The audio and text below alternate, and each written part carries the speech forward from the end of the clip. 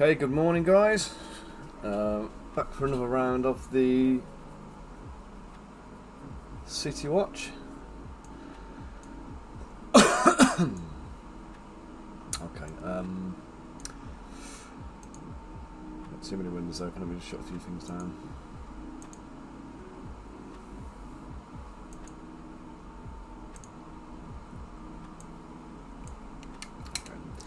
I'll switch to multi-stream chat at the start of this one so I don't miss any conversations coming in from the other platforms. Let's get started.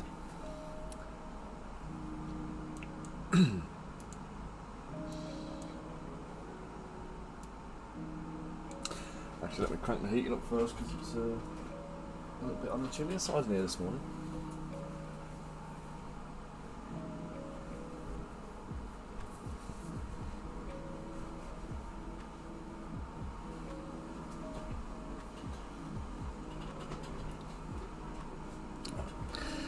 Hopefully that'll be a bit better.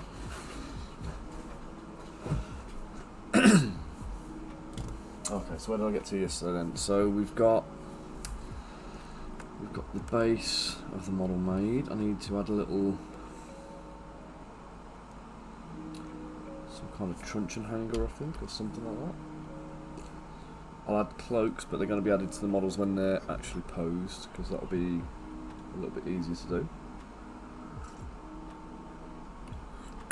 Some of the guys are going to end up with longer sleeves, some will end up with short sleeves. I'm going to do a few different pairs of trousers on them as well, so there'll be a little natural variety between them, but there'll be certain key elements of uniform that are going to be there kind of consistently. Okay, oh yeah, that was what I was going to do. So I just want to increase the morning, Arafu, how are you doing? Thanks for joining me again. Are you keeping well today?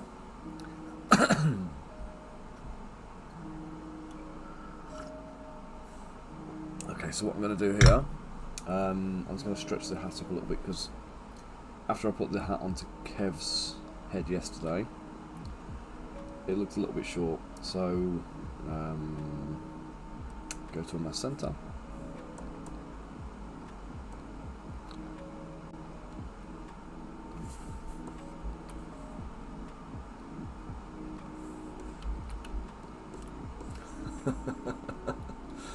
Yeah, I've literally just done the same. So while the while we were on the stream starting soon thing, I realised I'd finished my coffee. I had to leg it back up the house and get a fresh one. So I came down to the office last night. Had a business call out to make. So I came down here and it was really pouring with rain outside. And I'm walking up the footpath in the rain in the dark with a hot coffee in my hand, and then this massive frog jumped off the grass and onto the footpath in front of me, and I nearly trod on it. I moved my foot to try and like avoid treading on the frog, and I just went all over the place, ended up chucking coffee all over myself. Second time in the day I've managed to like spill coffee on myself. I think it was a frog trying to assassinate me. Let me just delete this old helmet.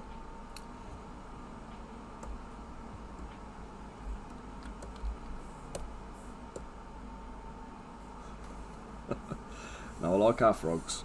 We have dozens of them in the garden usually. Yeah, that's it. I was more concerned for the frog, to be honest. We have dozens of them, and they're all over the place, but when it's raining they all come onto the footpath. And I've got a light at one end of the garden, I've got a light at the other end of the garden, but they don't quite cover the bit in the middle. And I was in no man's land when it happened, so I've got like a little head torch thing, like a little a hat with a torch built in, and a couple of other kind of like little magnetic lights that can click onto things. I've just got them charged up now, ready to go by the doors, so that I can use them going up and down from the house. Just to make sure I can keep my eyes peeled for frogs.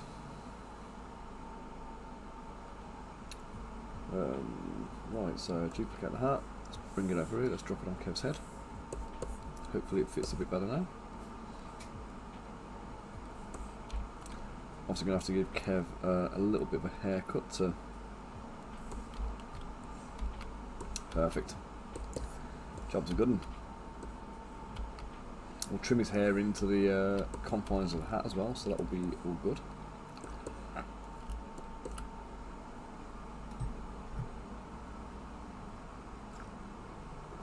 Right, so I need to I need to look at a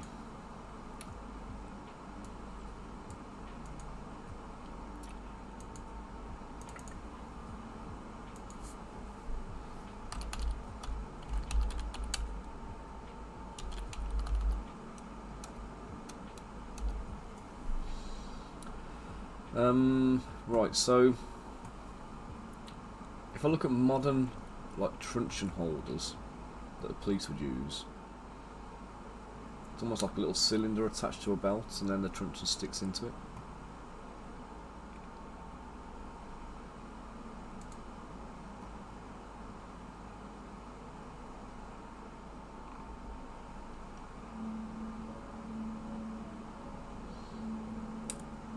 Seems like a little leather clip would just do the same actually.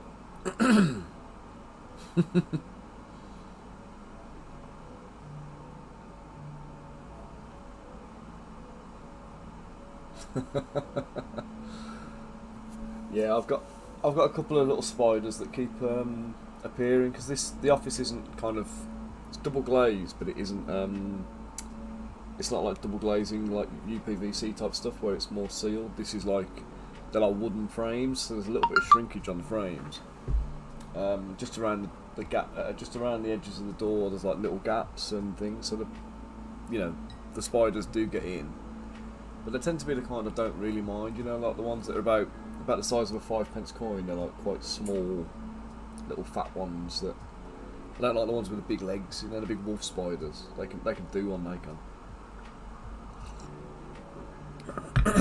But I don't mind the smaller ones. I don't like the big leggy ones, even if they're like the thin, skinny ones. But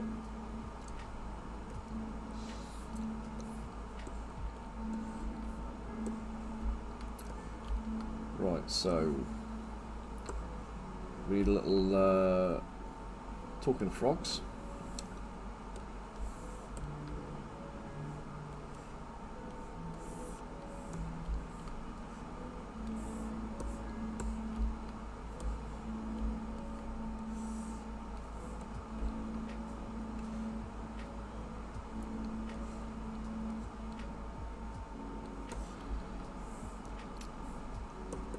One of my mates, Matt,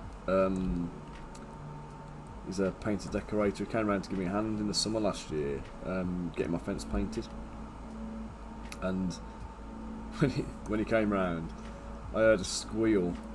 It sounded like a little girl, and it was Matt.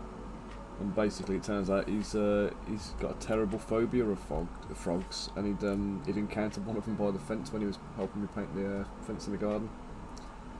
So from that point on, I had to finish the fence. So he wouldn't go any further up the garden then.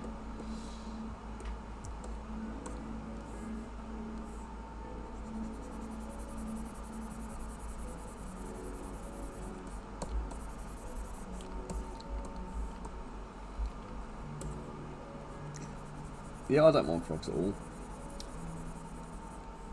I just don't like standing on them.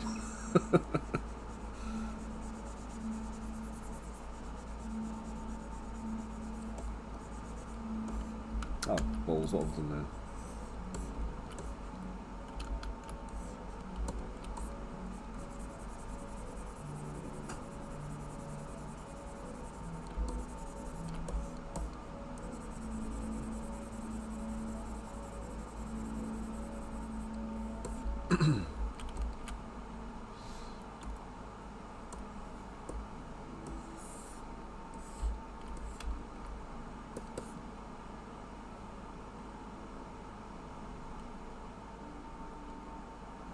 Oh yeah, you don't want to go near the ones that are going to kill you, but obviously it's we're in England, these are just like little garden frogs, so I don't think there's anything to be really really concerned about with these ones, thankfully.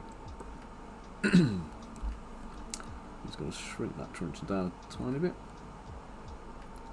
We'll pop it to there. I'm going to pop a little clip around the middle of the handle. Morning, Bonker. How are you doing, matey?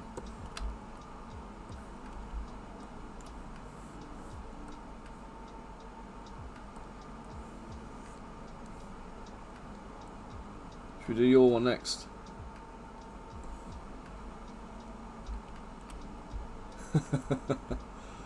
God, the thought of England being tropical is hilarious, but yeah, it's I don't know, I've always liked Norway. It's a place I'd like to live, but do you know what, Cornwall? There's a beach in Cornwall, kind of northwest. In fact, it might even be Devon. I'm not even 100% sure. Could be North Devon. There's a beach there called Saunton Sands, and it's attached to a place called Westwood Ho. And a little random fact: Westwood Ho is the only place in the entire country that has an exclamation mark in the name. But it's a lovely little seaside town, and it's got the best beach in the entire country. Huge, great big golden sands, lovely clear sea, and it's got like all the lovely dunes at the back, so the beach is quite deep. So it's a really, really lovely beach. They do a lot of surfing competitions down that neck of the woods, because there's another place called Croyd Bay just round a little bit, just up the coast a touch, and that's like a surfer's paradise, that one is. Used to go there a lot as a kid. God, Bunky, I did see your stream ping up actually. I think I'd headed to bed by that point, so I didn't manage to tune in. But I was absolutely drained and exhausted yesterday.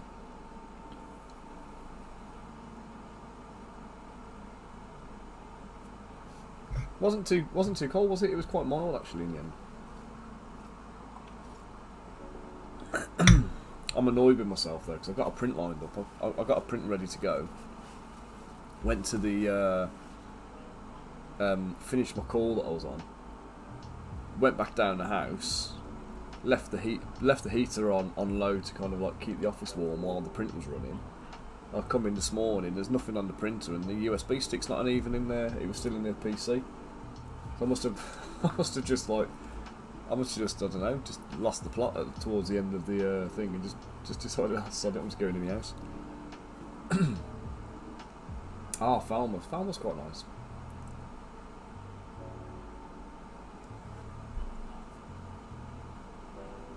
We do most of our holidays, to be honest. We've never taken our kids abroad yet. We've contemplated it, but they're just about at the right age now, where it's getting to that point now where I think we could take them away, because there's less stuff to take. We don't have to take all the like the baby bags and all that kind of stuff, and like high chairs and all those kinds of things that you do with like little kids. It's like Willow's 4 now, and she's quite independent, so we can probably travel quite light. So a holiday abroad would be fine. Just can't afford it at the moment. But we do holidays in the UK. We go all over the place, but we tend to go to different places every year. But we do tend to stick to like Devon and Cornwall, because the nicer beaches. Yeah, I'd heard Norway's expensive, to be honest. One of the other places I've been to before that I really loved was Switzerland. I went to Interlaken, and it's kind of up in the Alps between two mountains, or in the middle of the mountains and stuff, and there was like a big lake on either side. God, that place was expensive. So I don't think you pay. I think in that country you don't pay taxes on your income. You pay it on the goods that you buy. obviously in England and in a lot of other countries, we pay taxes on what you earn, and you pay taxes on everything you buy. So you're just getting taxed on tax on tax. It's a scam. But yeah, it was heavy hitting in Switzerland. It sounds like it might be the same actually, or similar. Yeah, the tourists get a shock.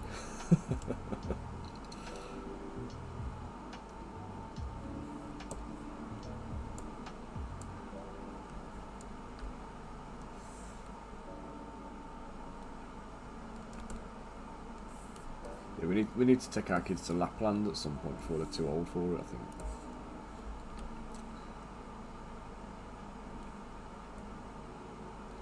That'd be a nice little trip for them.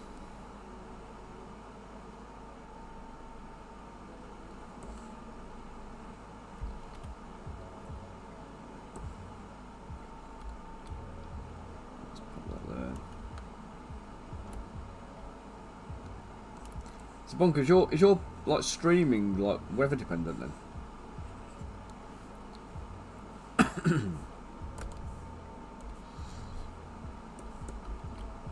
Or is it just your PC doesn't like to work when it's colder?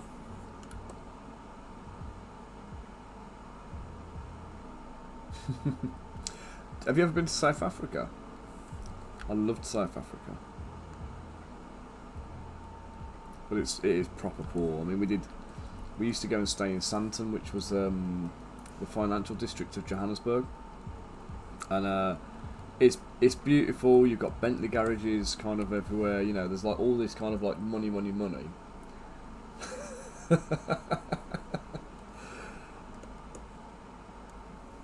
God's sake.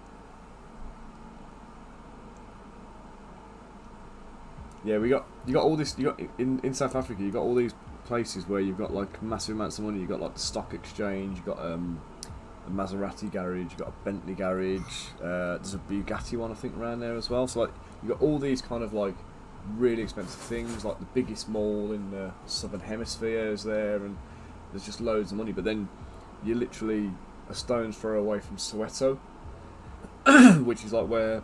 I think it's where Nelson Mandela grew up or something like that, but it's like, or at least signed some kind of like treaty or something like that. But there was so much contrast from where we were staying to Soweto, and it was only a short journey. And we were driving down the road. We had this crazy little South African driver taking us on a little tour round. Showing us all like I think what do you call them, tinny shed houses or something like that. And they got like a little shanty town made of like, you know, corrugated tin sheets and things, and like people are hiring cooking pots and things, and you got like go and borrow a phone from these like little mobile booths and stuff. It's like another world, man.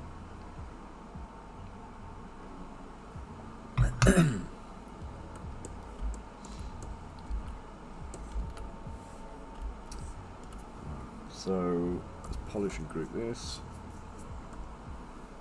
It's a bit more resolution, I think. There we go.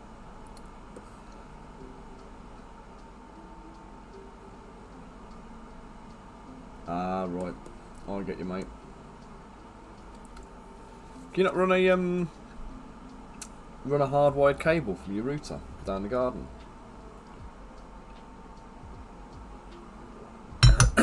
Get some like ducting. Get some of that like plastic cable trunking. The tube stuff, the black tube.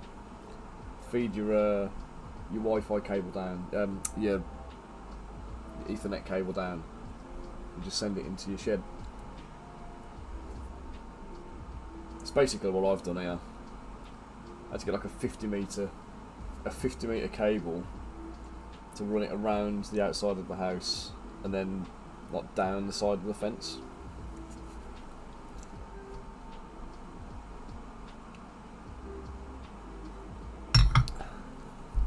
It was more reliable doing that than trying to use the range extender from the house for me, because we put a range extender by the back door, but it just never quite reached. There was just not quite enough to be able to pick it up.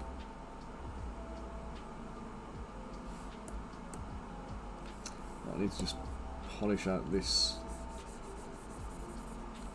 That's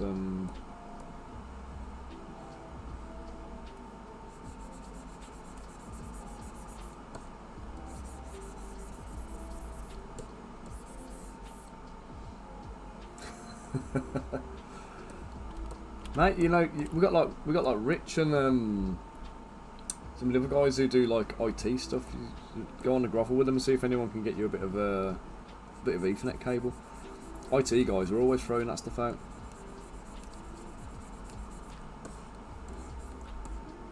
When I used to do my facilities management job, the IT guys were forever like upgrading cables and changing stuff, and all the stuff they took out. There was nothing wrong with it, but it was getting binned. You know what I mean? So there's got to be a way of getting your hands on some.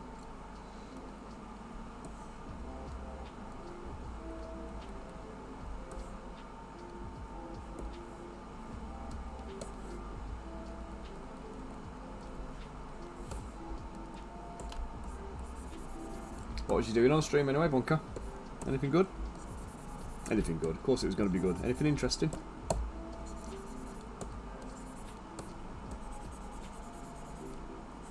Because you finished your last one, didn't you? The Stormcast, if I remember right. Was it Orcs or something you were painting next?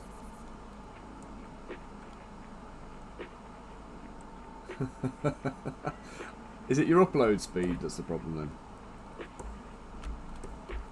You got better upload than download?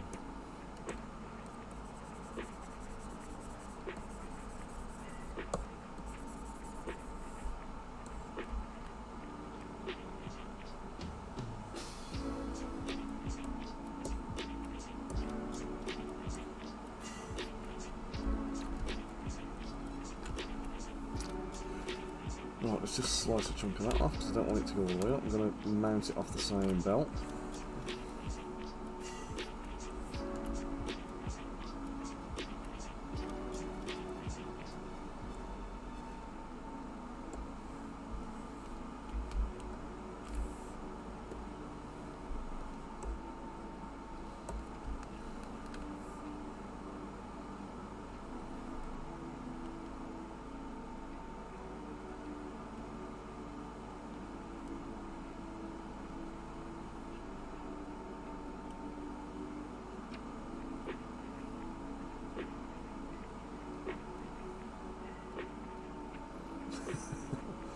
See, there you go, Bunker. Arafu is backing me up there.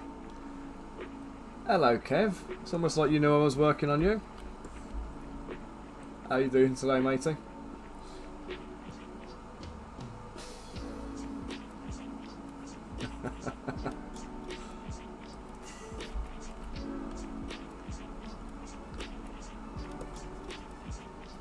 There we go, City Guard, Kev. Kev, what pose do you want to be in? What do you want to be doing? Any preferences?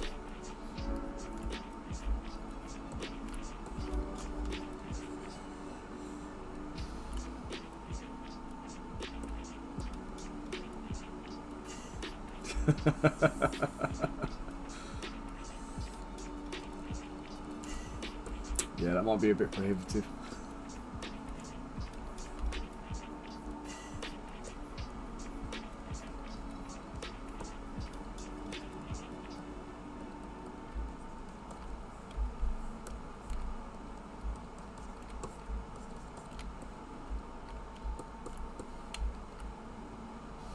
Picking the Discord, let me go and oh, I haven't even got Discord open today, sorry mate, so I missed that one.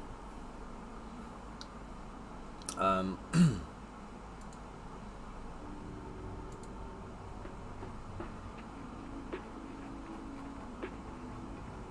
mate, it looks like you streamed about 30 times last night.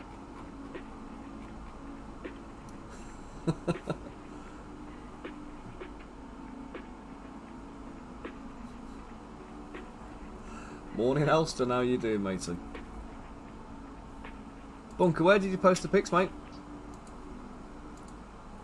Is it the... Oh, it was the Loki one, was it? The Loki Marine.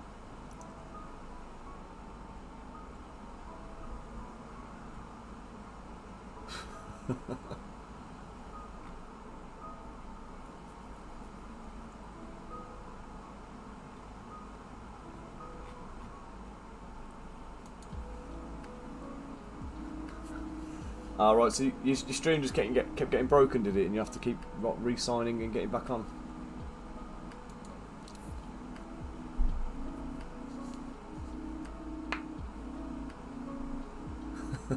Cheers, Elston, mate. Elston, you don't happen to have a massive, great big length of Ethernet cable, do you? Get your mind out of the gutter there, mate. I know I hesitated, but... Morning, Martin. How you doing, mate? Well, I need to...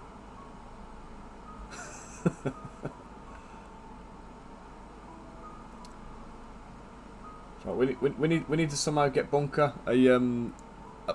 a good length of Ethernet cable so we can stabilise his Wi-Fi in his shed. And I said you need to speak to somebody who works in IT because they hoard the stuff.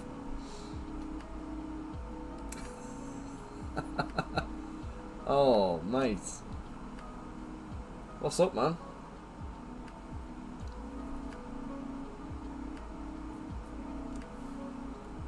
Do I need to make you all pustureless and snotty on the model now?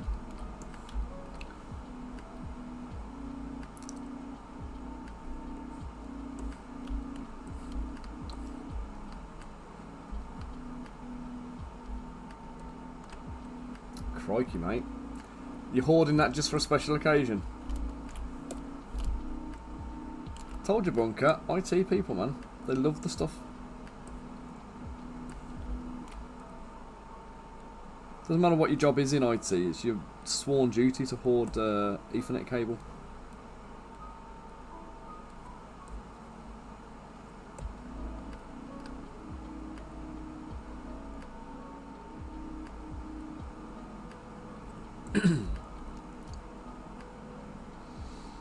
Oh, nice.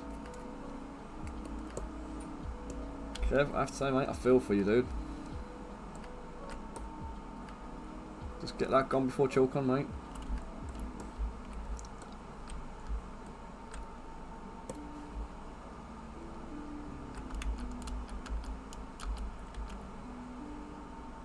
Ooh.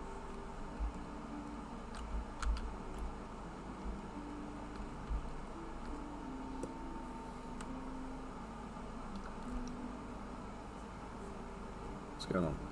Oh. Delete subdivision, let's put this on.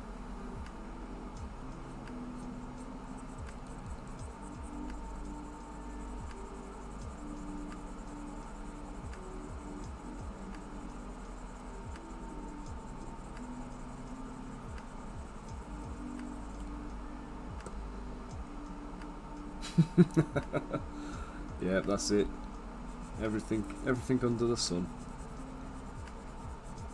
You'll never use any of it, but you'll keep it just in case.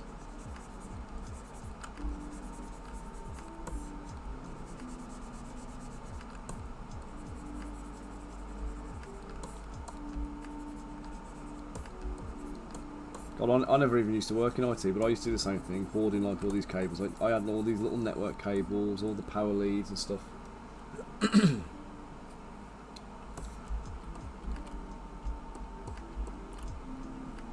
And yeah, you get to that point where you kind of go, oh, I just need to chuck it all. I just need to get rid.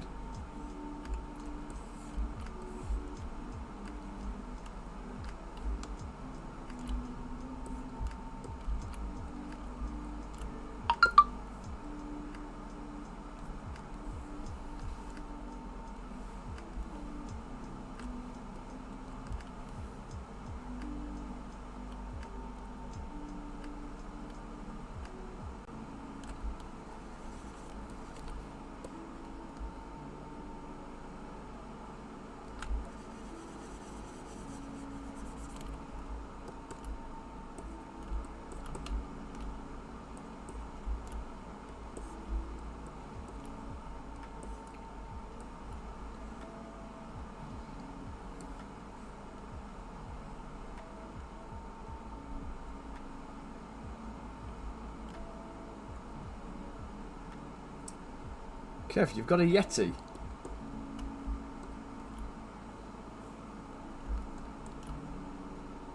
Not eat a lot.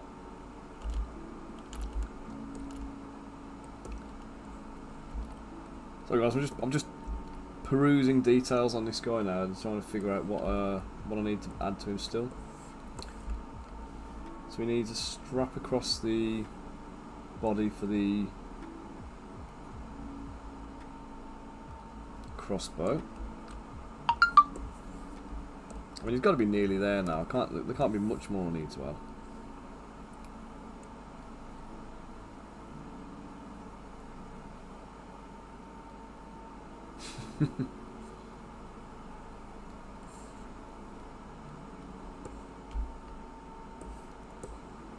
Elston, your pocket size, mate. Why do you need a bigger studio?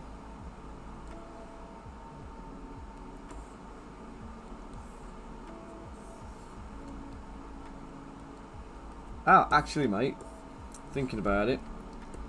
So, I've got your model here. I'm going to add your glasses on. I've given you a little pointy elf ears, so we're going to make you into an elf, or a half elf. Is that alright, or would you prefer to be something else?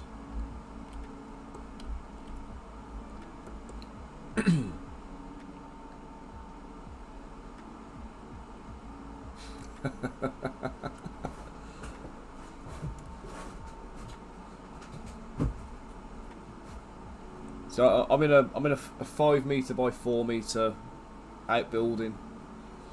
So it's a log cabin I built kind of at the beginning of lockdown.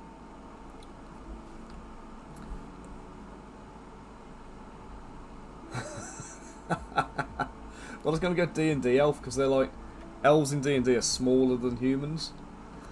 Yeah.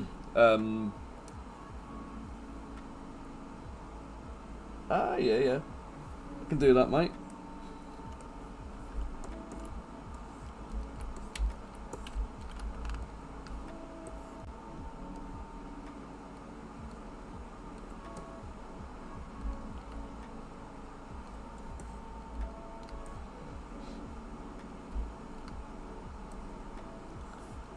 He's like...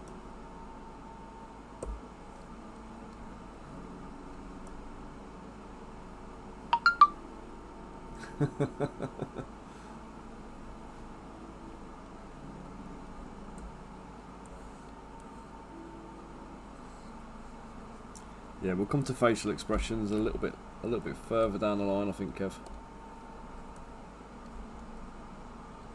Probably the last thing I do once I get the model posed. Except with Bunker, where he gave me like a gem of a picture and I just had to do it.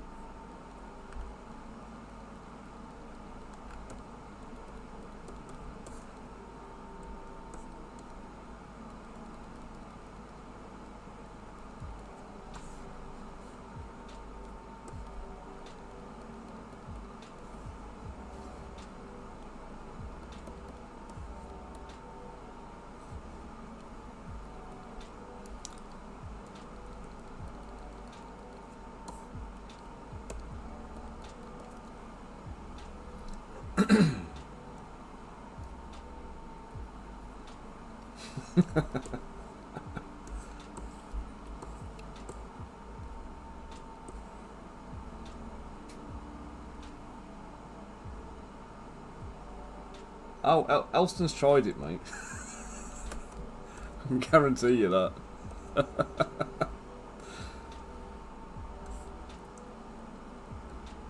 get a couple of rings in here.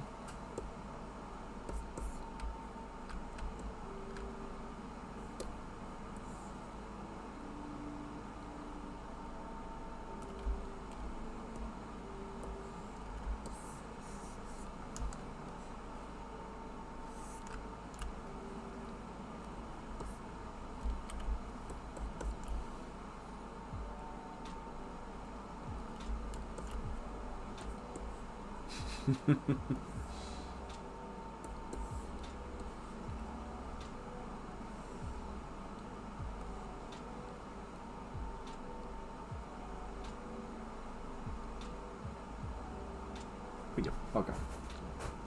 You ever get one of those like stingy kind of stabby itches? Got one of them right on my foot then.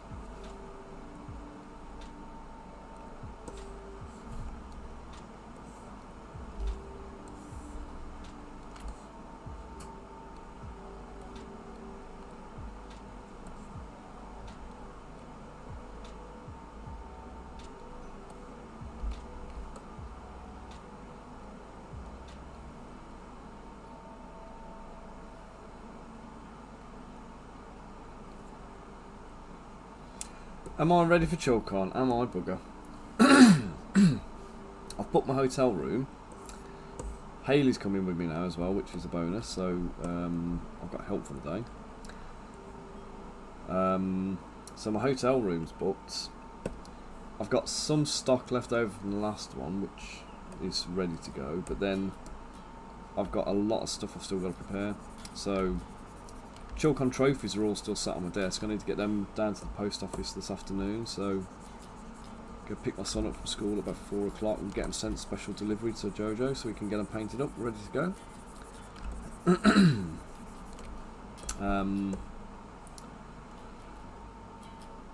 Yeah, and then I've just got to get on a mad frenzy printing stock, so I've got stuff to take, but I don't know what to take.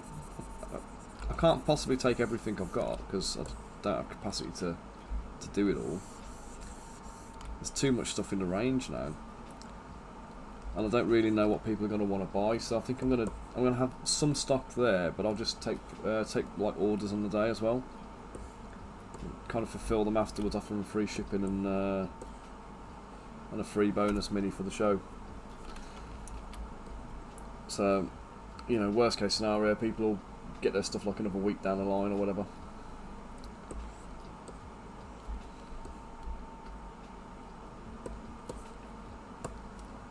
But we've got the lucky dip. That's been topped up as well, so there's more stuff in there now.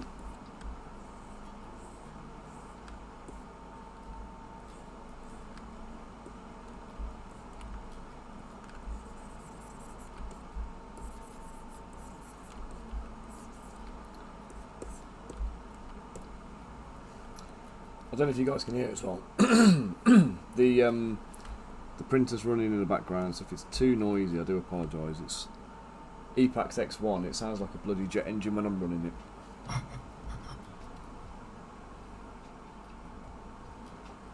it. Kev, you say 10 each of the small stuff, mate. I've got. Let me just tell you how many models I've got in my range. This is just going to be sets. This is so that, bearing in mind within these sets there could be like 10 or more models. We've got like. I've got 292 lines on my spreadsheet here with all of my product stuff. So there's 292 separate products, and some of those are sets of 10 models or more. So in terms of actual individual models, there's got to be on near onto 1,000 minis, I reckon. I've got to have done that many by now.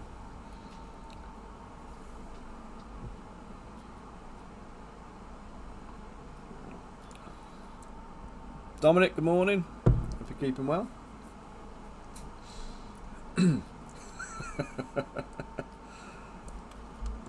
Well, so if anybody wants anything in particular, let me know in advance and I'll make sure it's there for you.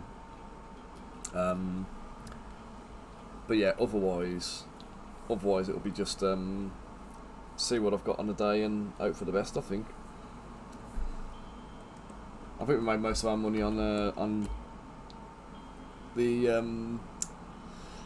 what do you call it box last year anyway. Lucky dips. I don't think there was a point in the day where there wasn't a hand in there. Okay, so knackers, quarrels. How many crossbow bolts do you think they'd give a watchman?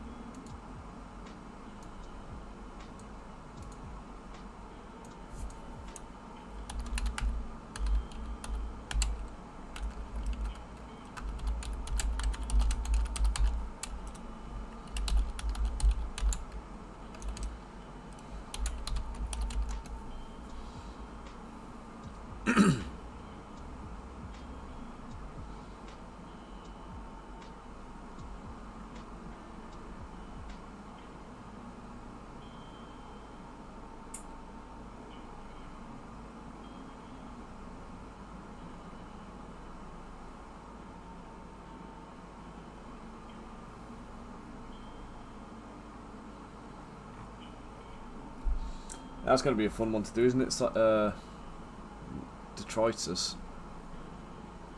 the stone troll with the siege crossbow in his hand.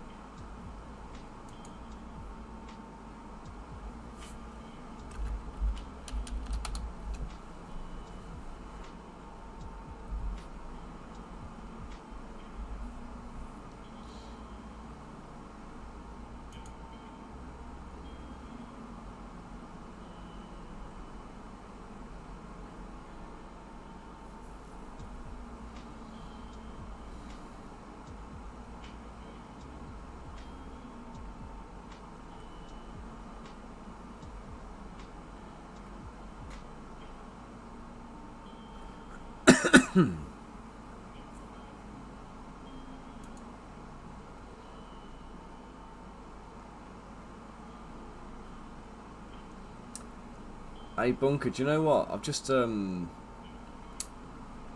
it. There's a gnome, and I'd forgotten about him. There's a gnome in the Discworld City Watch called Wee Mad Arthur. He's gnomes in Discworld. They're like 6 inches tall, and this guy's he's like a little Scottish hard ass, if I remember right. Obviously, I won't be making it 6 inches tall, but I think your rabbit wielding watchman is definitely going to be a good stand-in for Wee Mad Arthur.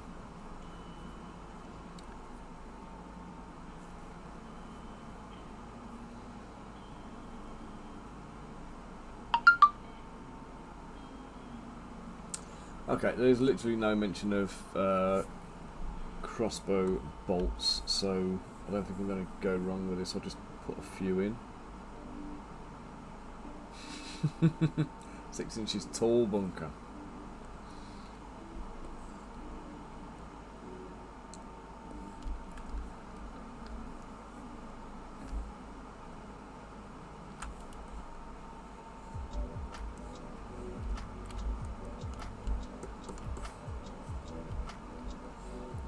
Remember right, he's a very small, aggressive, sweary gnome. If I remember if it's the right character I'm thinking of anyway.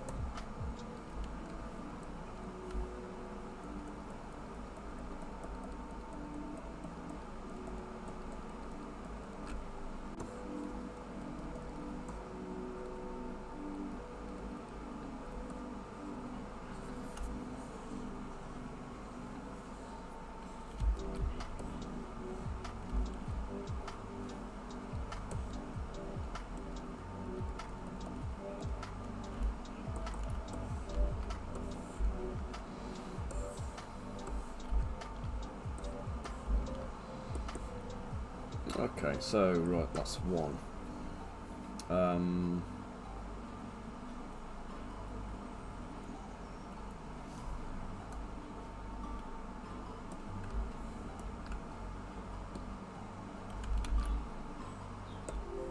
Just do a quick save.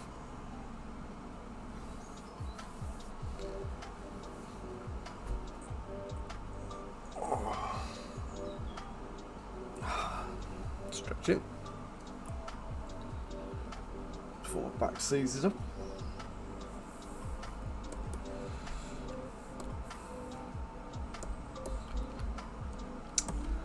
Let's just do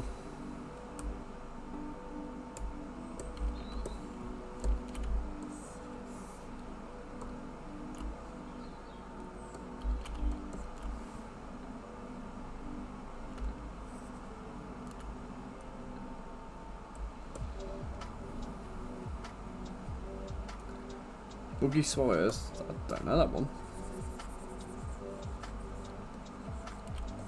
Which book was that one from?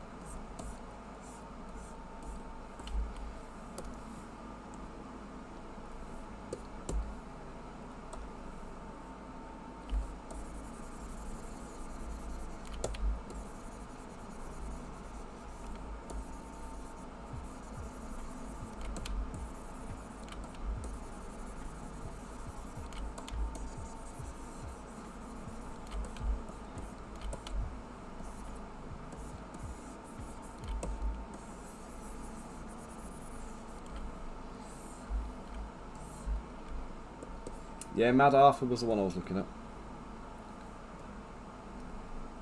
I say he's a 6-inch tall gnome. I think he was a Feegle. He was called. It was basically like a Highland gnome. So very, very Scottish. There was a guy I used to work with called Ian years back, and he was Scottish. I think he was from like Glasgow, and he used to say there was people who lived in Scotland, i.e. Scottish people, whose Scottish accents were so strong, he used to call it Jockanese. Basically, they were so Scottish that even he couldn't understand them, and they might as well have been speaking Japanese. So I think Wee Mad Arthur kind of falls into that kind of category. Oh, so he's not in the Night Watch then.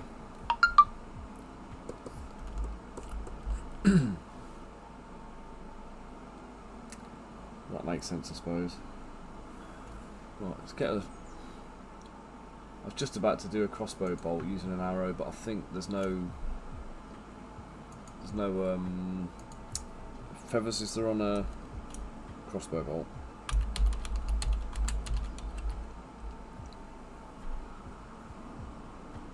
Oh, there are.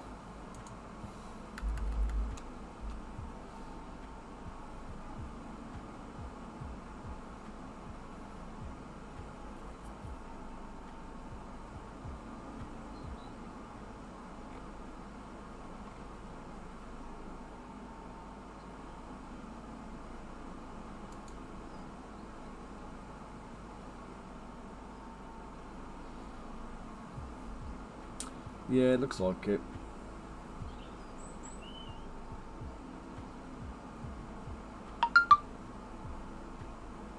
They seem to be like generally flatter, don't they?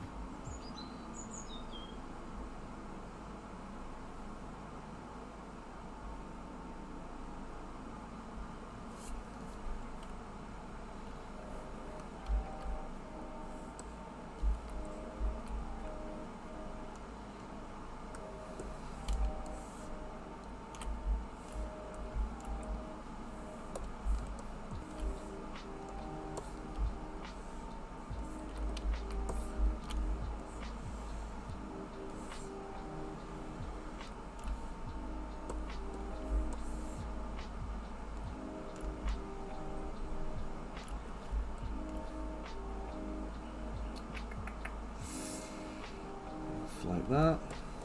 I'll just do a group.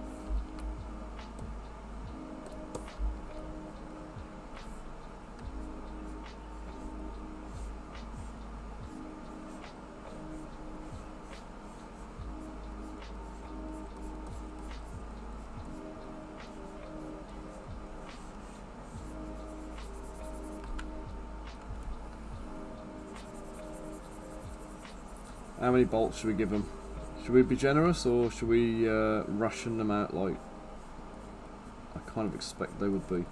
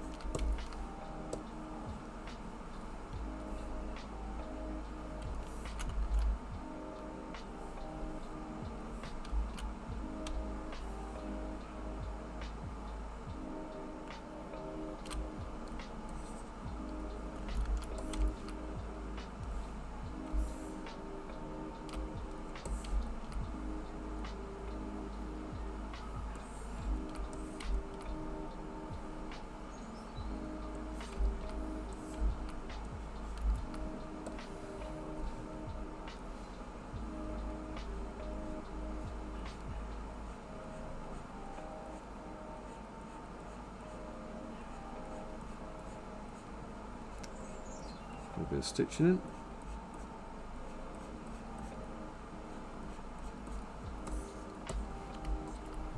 You know, this is really annoying me already now because I know exactly where I'm going to put this, and I know it's going to be behind cape. So why am I doing it?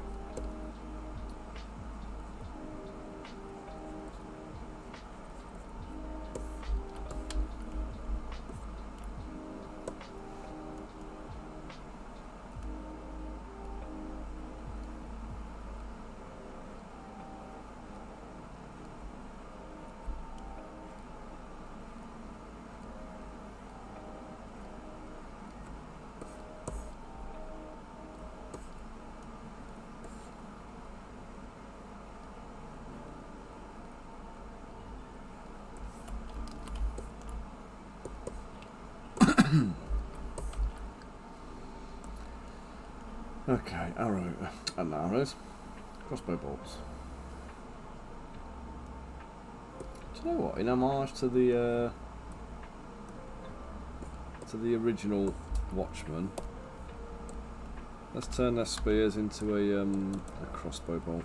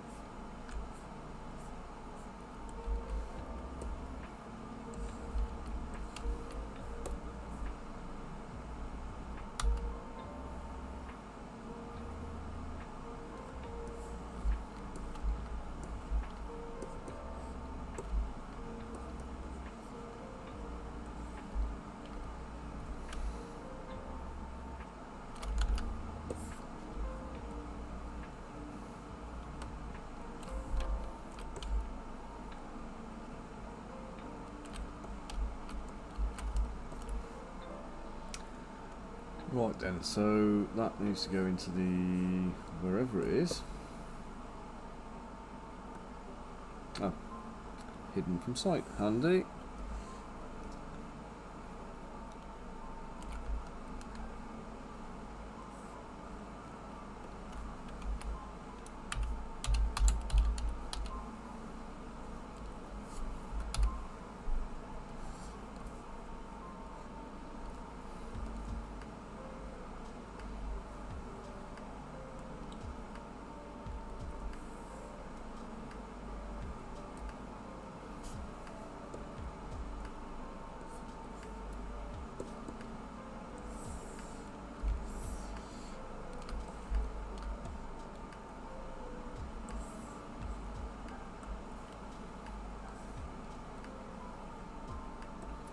Rename that.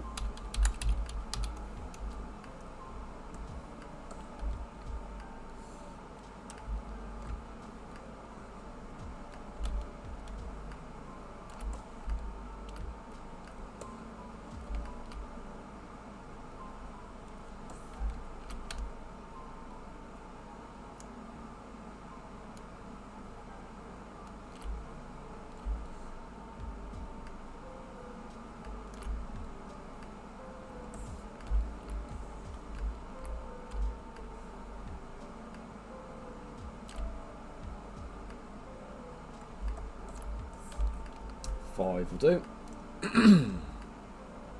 Hey Paul, how you doing, matey? Yeah, no worries at all, mate. No worries at all. Yeah, anytime you're doing anything like that, you always need to just make sure you just look out for yourself. So I'm not going to go into the full story, but I had a couple of incidents where a certain platform that I use ends up costing me in excess, or losing me rather, in excess of 10 grand because in fact probably 20, probably sharp end of 20 to be honest, because of kind of promises and agreements and arrangements that we'd made that were not documented, that were then pulled from underneath me. So I've learned the lesson the hard way, suffered major setbacks in my business off the back of it, and they basically just denied all responsibility and left me hanging, essentially. So you don't ever want to get yourself caught out like that, so make sure everything's documented.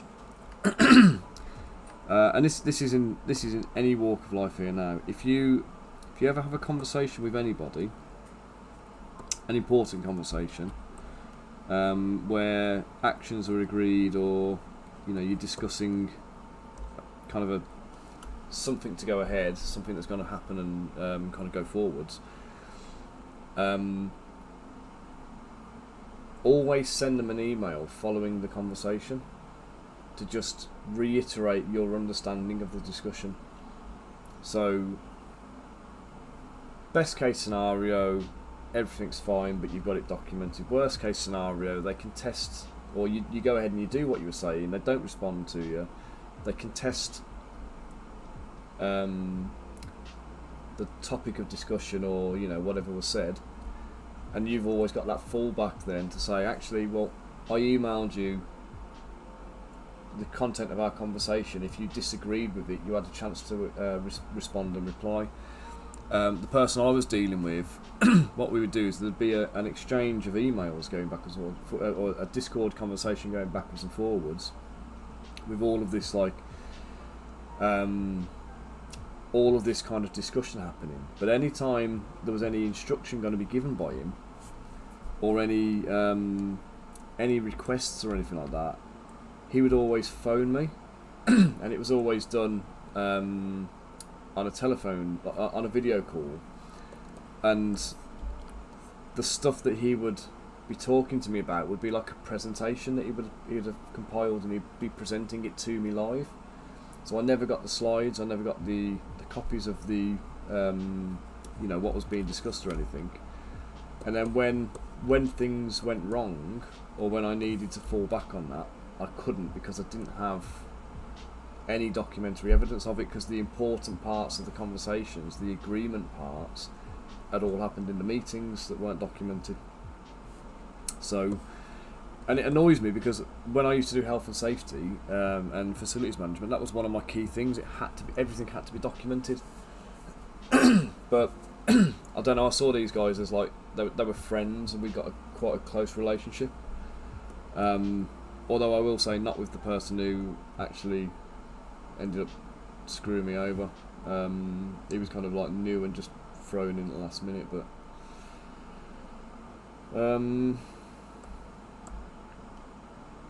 so yeah, just be wary, and like I say, just document everything. Can I say that's like in your job or anything, you know what I mean? Whatever you're doing.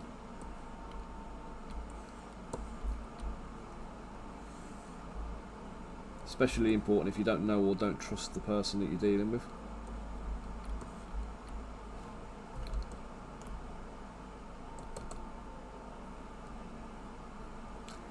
Nah, it's alright, Paul. It's a lesson learnt, and do you know what I mean? So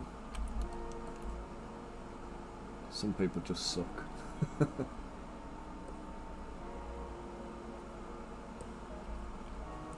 I don't know if that's even the case, to be honest, mate. I've got a really good relationship with like one guy there who was quite, very senior, and he kind of couldn't deal with me anymore because he was too busy with his job, essentially. So he passed me on to an account manager.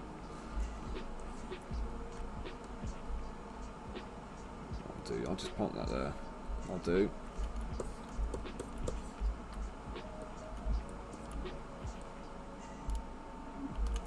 Right, let's save that.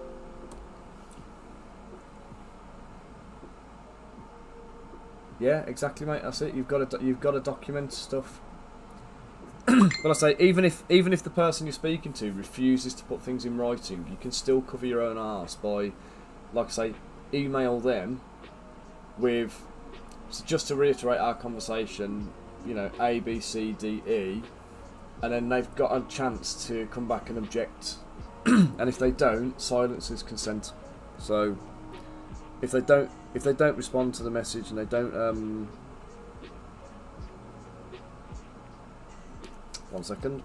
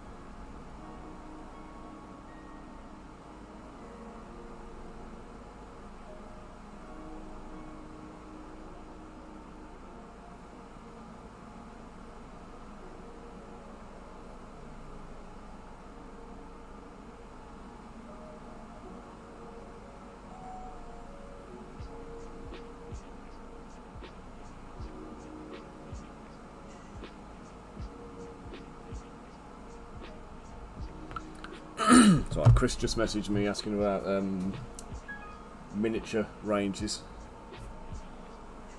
He's asking about scales.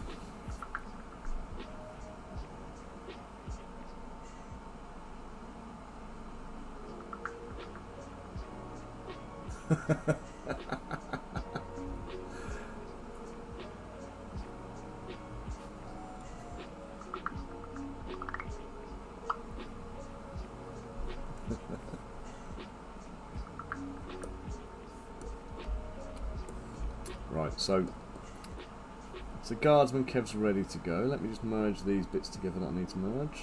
So that merged down.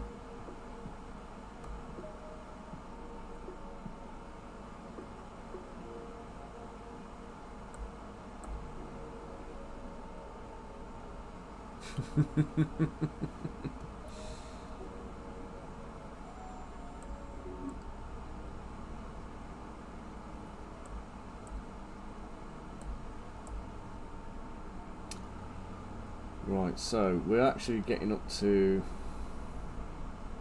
Bloody hell, that's just the straps. What's going on there?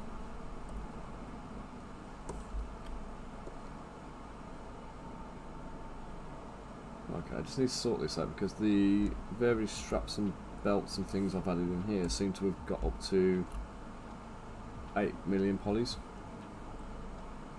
And I've got them down to 601,000 now, that's better.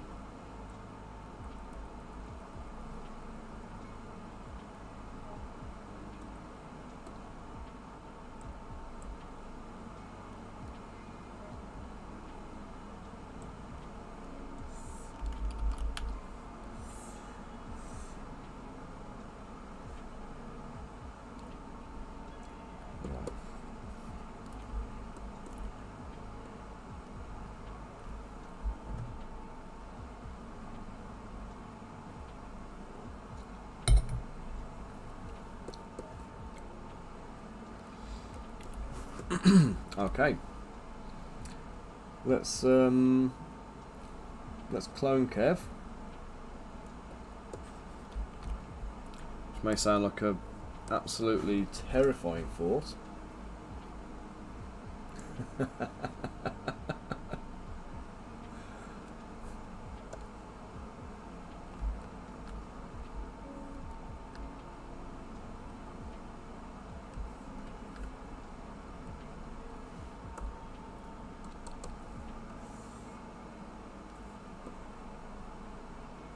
Two Kevs.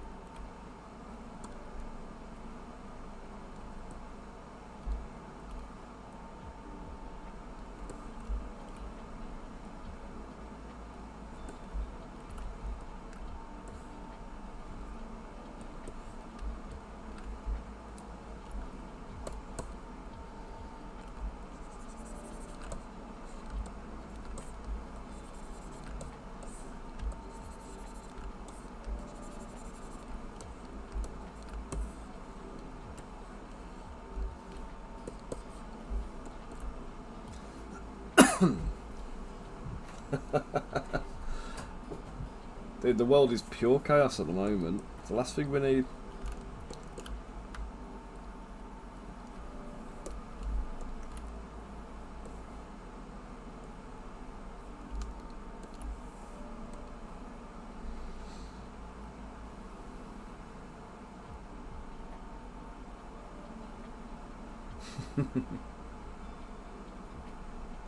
Well, you know, you get helmet head, don't you, if you're wearing if you're wearing a helmet. So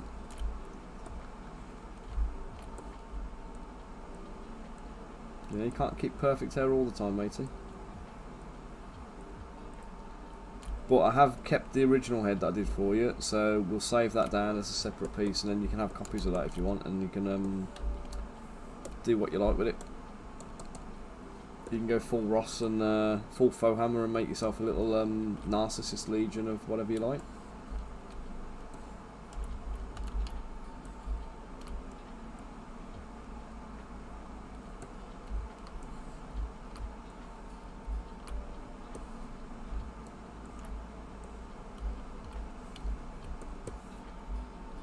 That's it, Kev Marines.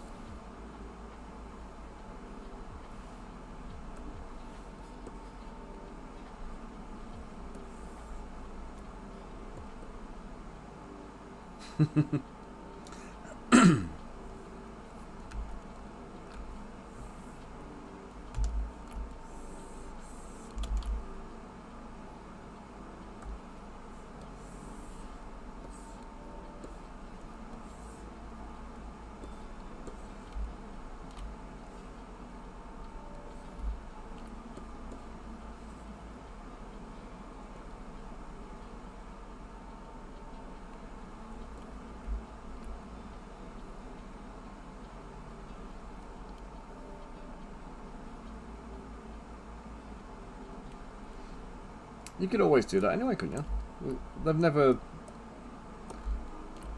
I suppose it was the vanilla ones, weren't it? But they put all the chapter traits in, didn't they, that you could choose?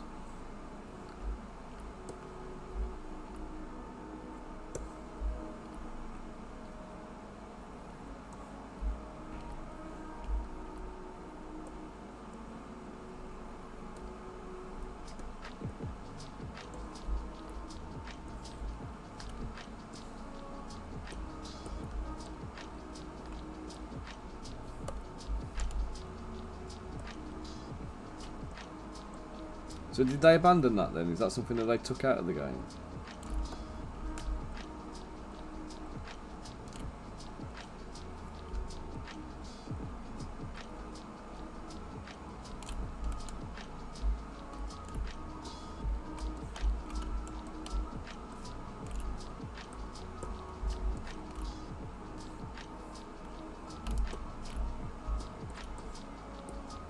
You see what? Josh needs his hair up.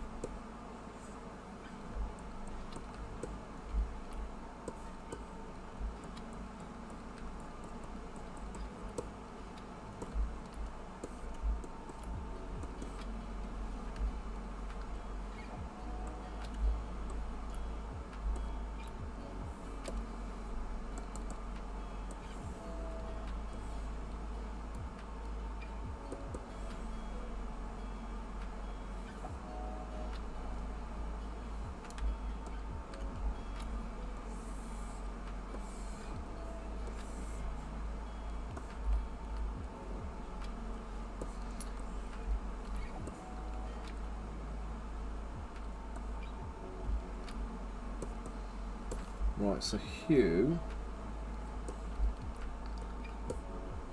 This one.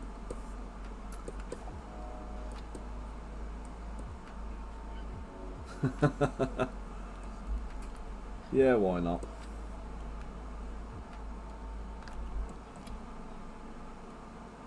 Oops. Ah, go away.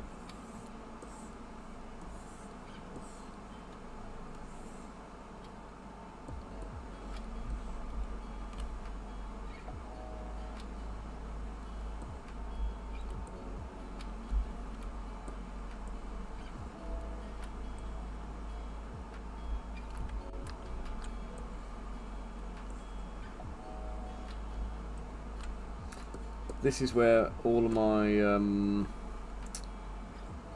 carefully sculpted stuff goes to pot now.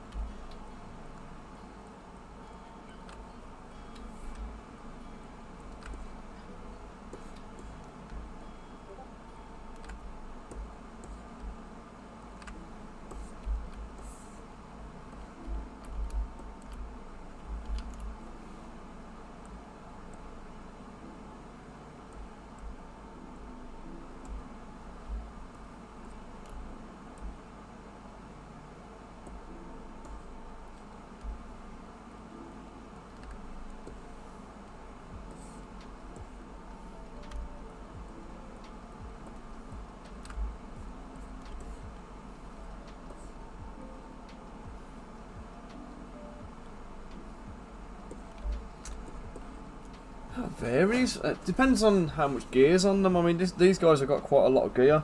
So you saw like most of the sculpt happening yesterday. Stuff like the ghouls, for example, I did maybe 5 or 6 of them in a day on one of my streams a couple of weeks back.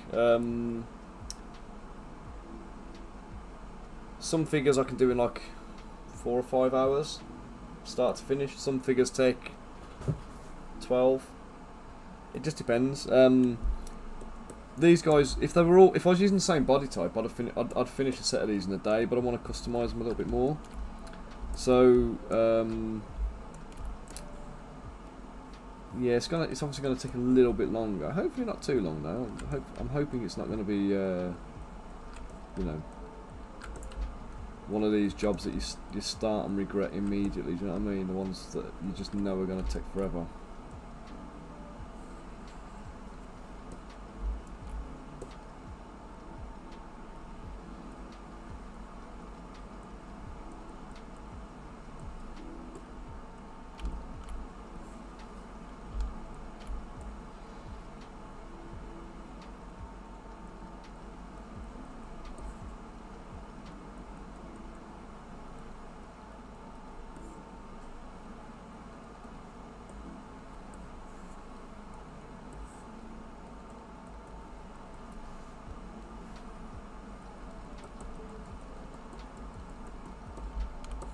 I mean, most of the sets of models I've done since like September, they've been done on stream anyway, so you'll see all of that for yourself. Do you know what I mean? You'll see it first hand in real time.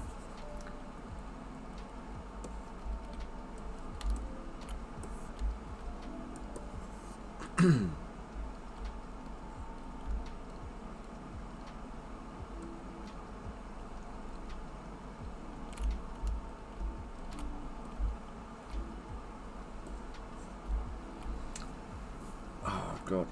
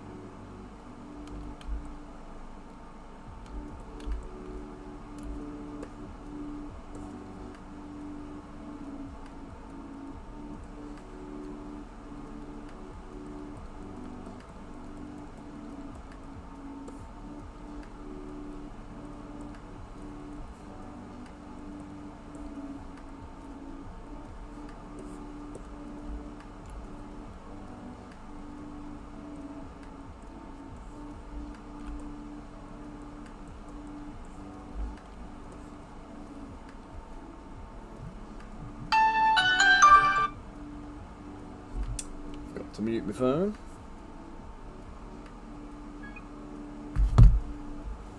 It's a bit loud, that was, wasn't it?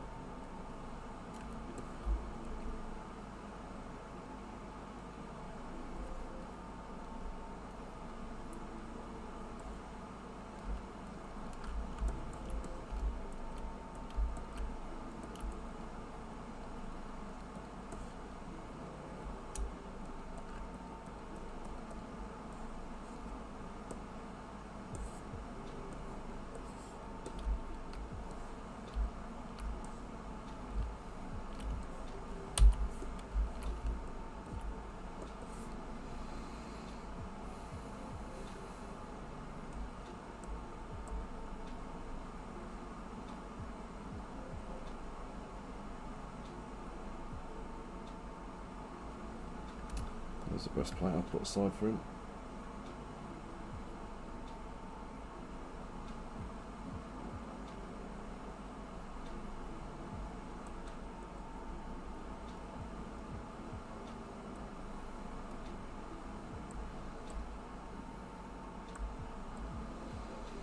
Okay, so it turns out I've accidentally merged him with the ruler.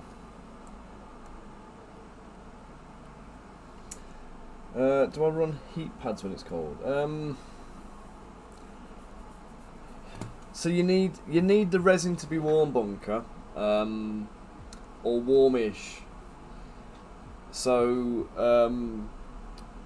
you can just put the bottle in a, you know, like when you're warming up a baby's bottle, and you just put a cold bottle into a bowl of warm water. You can do that to heat it up. You just need to make sure you dry it off properly before you pour it in, because you don't want water getting mixed into your resin, dripping off the bottle or anything like that. You can pop it on a radiator. You could use a heat pad, I suppose, but I just try and warm the room up. But the problem is, what I found before, I wrote an article about it. You might remember me talking about it actually, but I wrote an article about it on my website.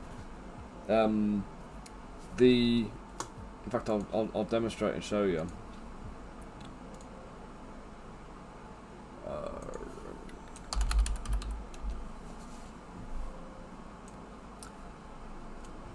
So with the ambient temperature, the problem you can have with that is this. So I came into the office one day having printed this. Well, I was in the office as it was going. And basically what happened was the office was freezing. It was really cold.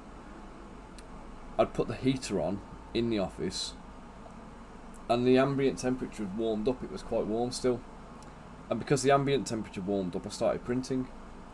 And when I printed, my print failed, and I realised when I went in there that the resin felt absolutely freezing cold still. And although I'd managed to warm the ambient temperature up, the heat hadn't transferred through the resin. So the resin was still far colder than the ambient temperature. So getting the ambient up is good if you keep it there, and if you store the resin in a warmer space, or an area where the ambient temperature is higher. So obviously warming the room up is fine, but if you've still got freezing cold resin, you're still going to be suffering when you try and print, which is what happened in this picture you can see on screen. I did a second print and I got this. So this was everything is freezing cold. This was several hours later. It had warmed up, but still not quite enough. And I had to keep the whole office at like 23 degrees, I think I had it at 21, 23 degrees, something like that. I had to keep the whole office on pretty much all day to be able to get a successful print off. So if you can keep your resin in the house somewhere where it's warmer, then you'll probably be far better off. Failing that, like a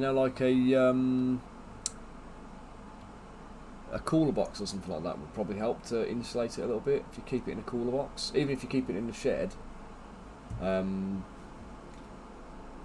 What's that? Heat pad in the printer.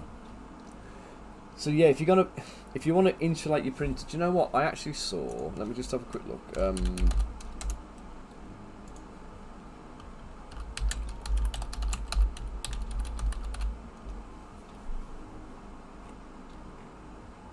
So these things, you can get these like tents to do things. That's not that's a dust one, that is for the enders, but you can get yeah, is that it?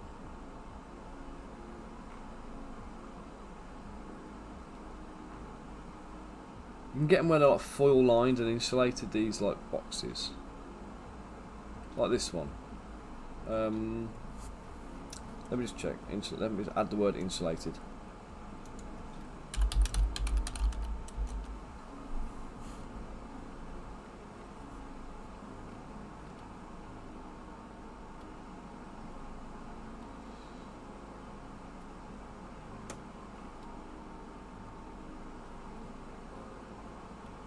I mean, I'm not sure how good these are actually going to be. Yeah, anything like that I think could do the job, as long as you can use it to hold the tent in. Hold the heat in. Yeah, so these ones here, so see how they're foil lined? So you've got the like the foil on the inside. They don't look very thick, so they're not going to hold a lot of heat in. But the printer's going to output heat while it's running, so you're going to kind of like, you're going to maintain, or you're going to build up some temperature in there anyway. But what I would potentially do there is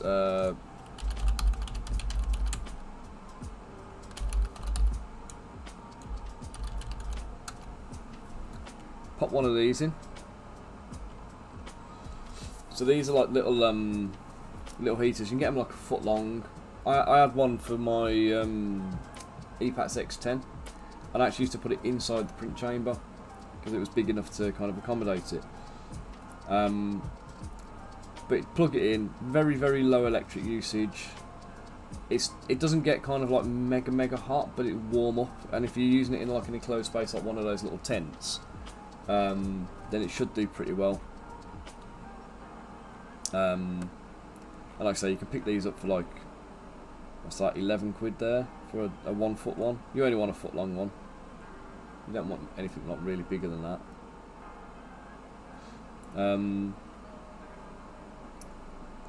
So yeah, I'd go with that. I'd go with like one of these and then one of them, and that should kind of keep your whole area insulated. I think I need one of them in here anyway, because these say they're soundproof and they're going to reduce the noise. If I can get that off my printer, I'll be well happy. What you got there, Bunker?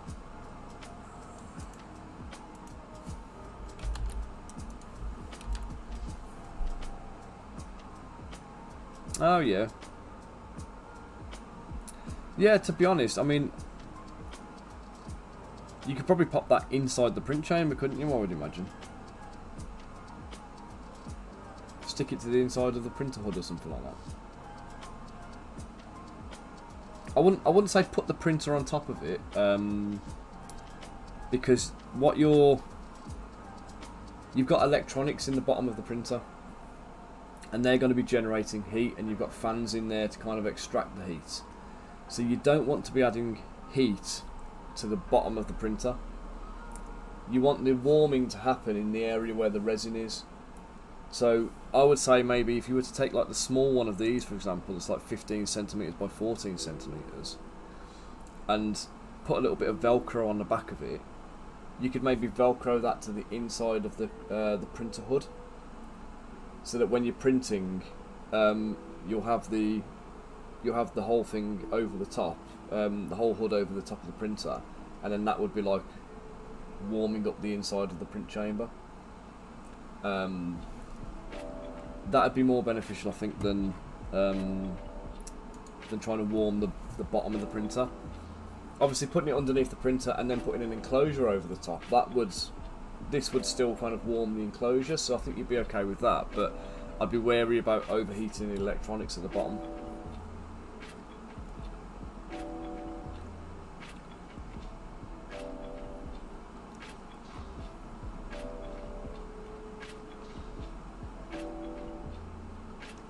Yeah, I might have to give one of them a go actually, they're only like £7.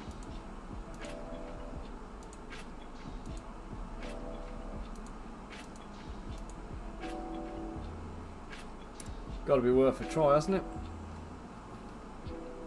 Might do it right now, but...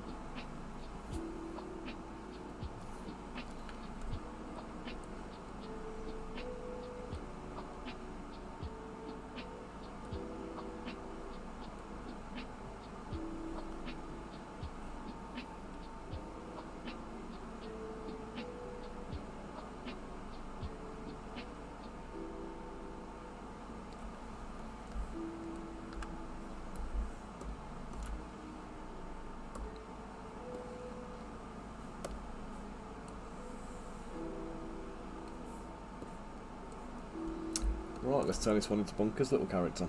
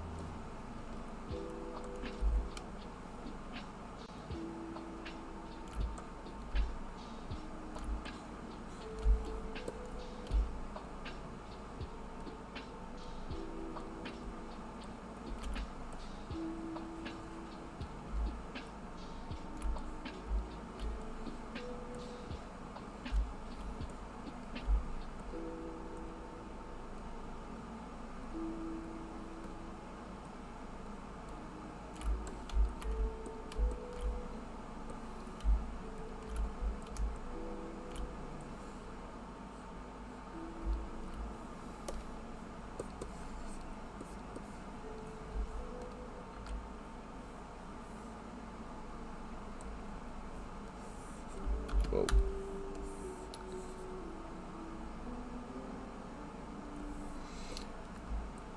Right, so we want we want Bunker's character to be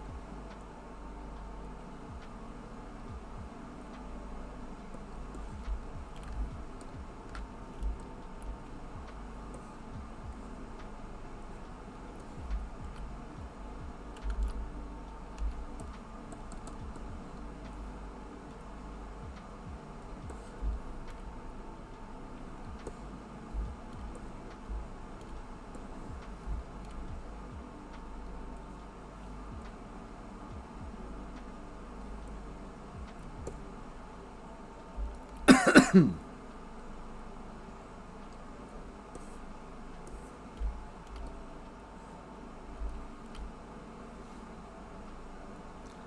I'm gonna have your helmet flying off your head. I'm gonna put one hand up, holding it on, and the attack rabbit kind of like pulling you along.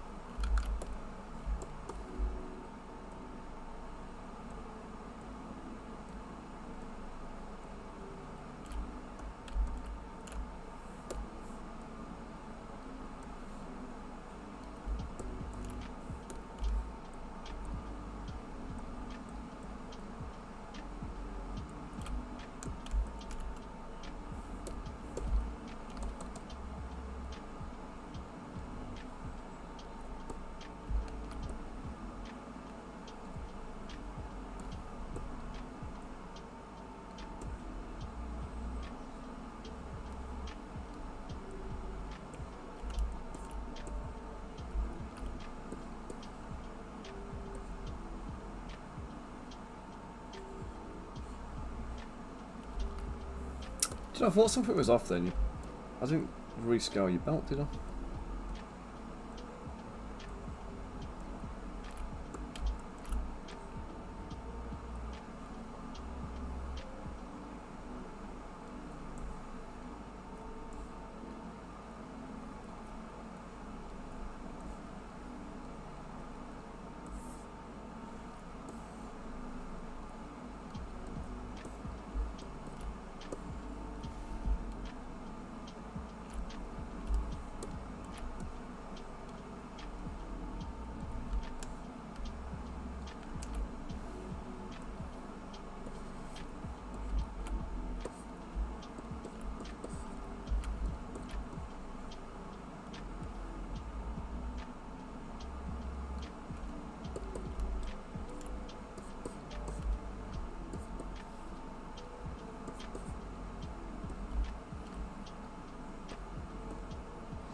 So that's 1, 2, 3, 4, 5 of you guys done. Then I need...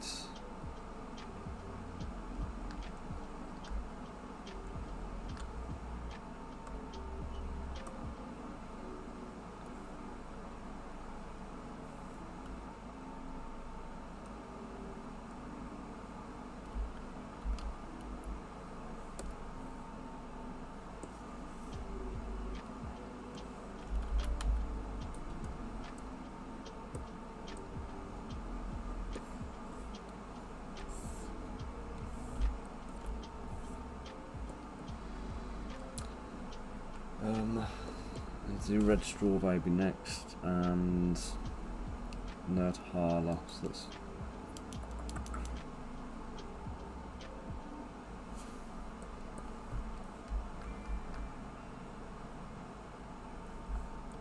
in fact, you know what? Let's just clone Bunker's mini mesh.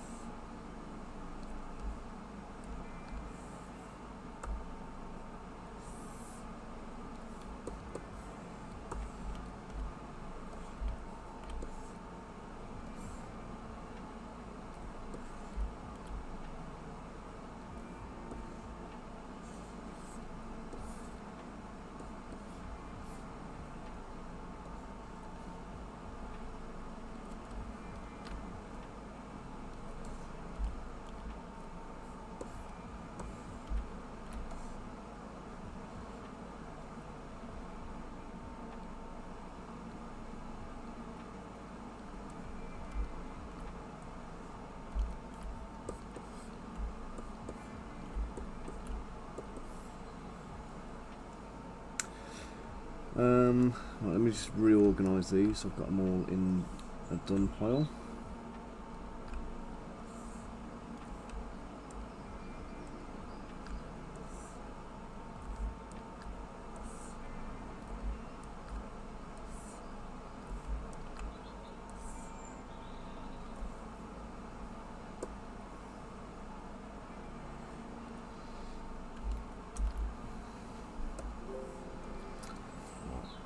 I think it's time for a quick leg stretch and a coffee again.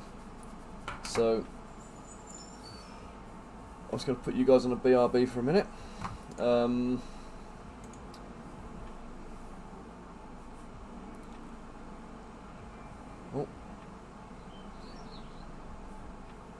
sorry guys, Henry, Andrea, Patrick, good morning to you all. Hope you're all doing well. Right, I will be back soon. Thank you, Bunker. If you care to peruse my wares, you can get an order in. Use the discount code that's on there. I'm sure Bunker will throw in his affiliate discount link as well, so you can get an extra 10% off and earn him a few quid. He can buy himself a buy himself an Ethernet cable. Guys, I will be back to you very soon. Do not go away, and we'll carry on getting some of these guys posed in a bit. Okay? See you in a bit, guys.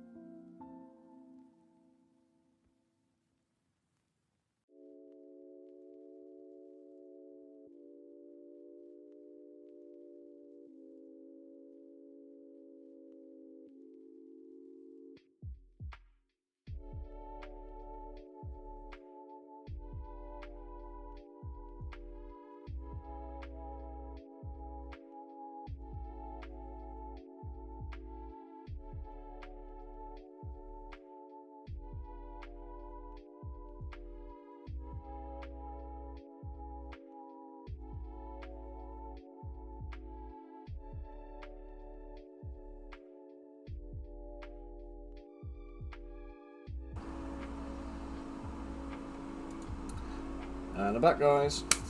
How we doing? Hey, Snowyak, how you doing, matey? Oh. God, my hands are freezing.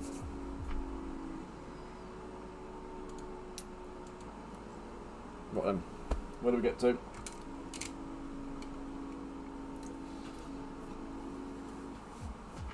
Hey, Dennis. How's things?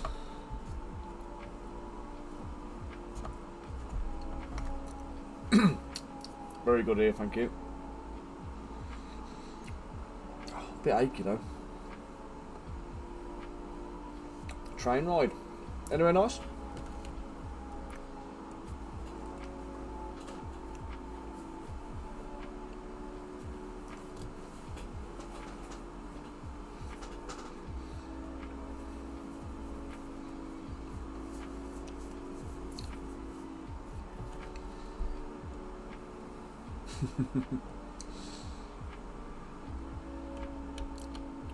It's warming up a bit here now. It's quite bright and sunny outside.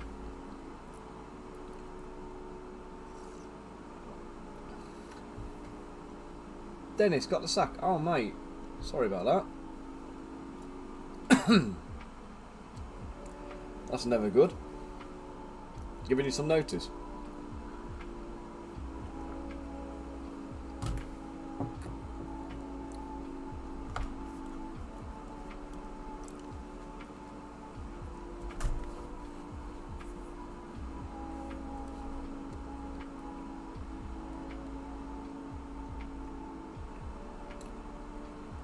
No worries, Bunker. Grab some lunch.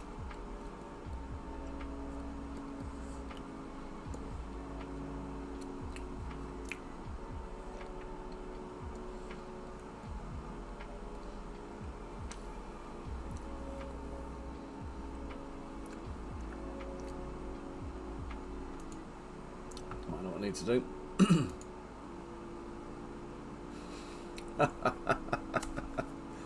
Kev, I've just seen a picture you sent me of Blackadder's cod piece.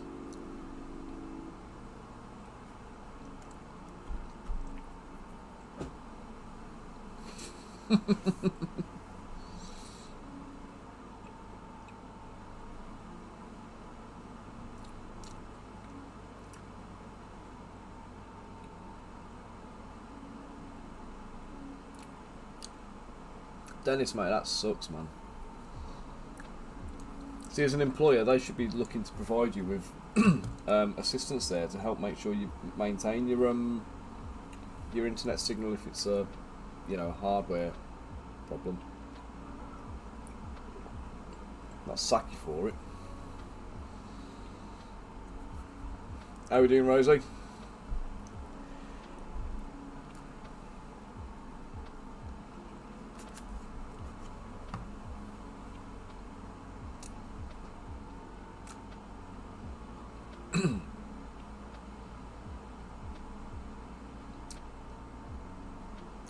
Oh yeah?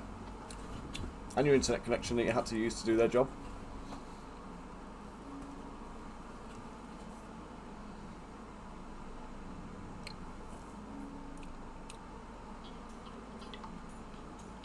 Well, hopefully you'll find something else quite quickly with a slightly more understanding employer.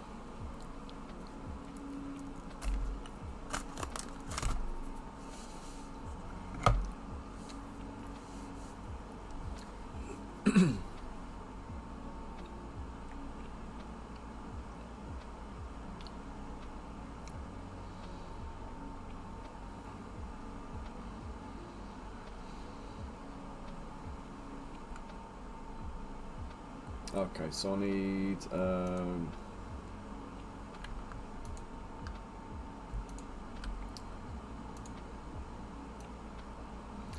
sort Rich out and get him looking like Rich. That's what I need to do.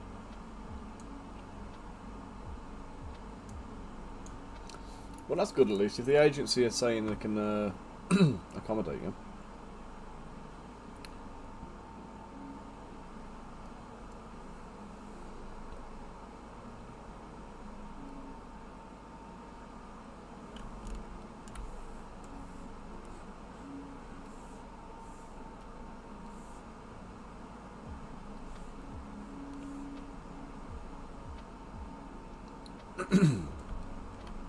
This is the problem with agency jobs though, isn't it? They can literally drop you in a heartbeat. With no notice.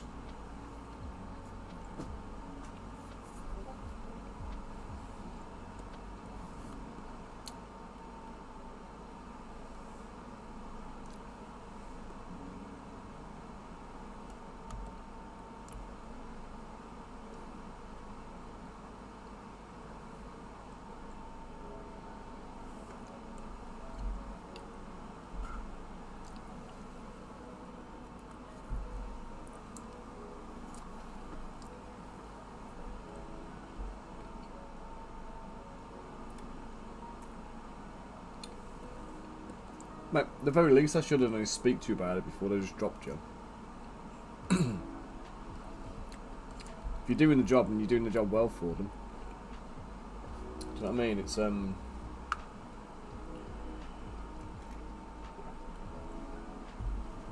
still short, are you, Rosie?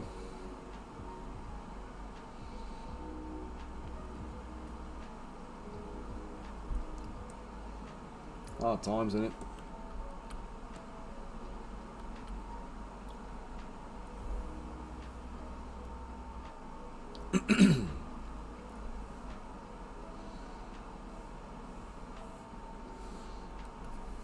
Right, so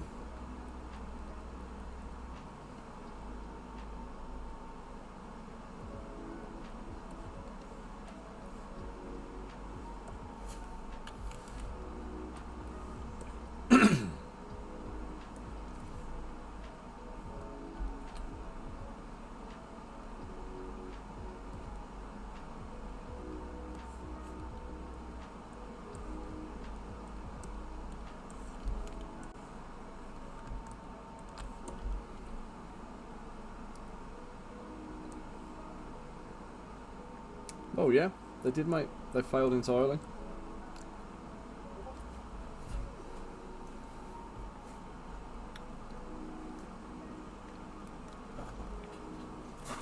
Unfortunately, that's to your detriment, isn't it?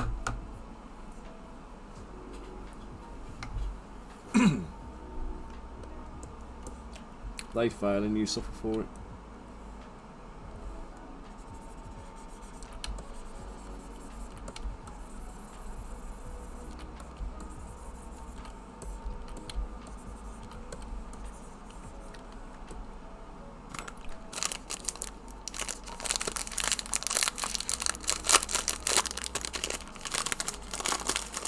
Ignore the rustling, guys. I'm just busting open a pack of Jaffa cakes.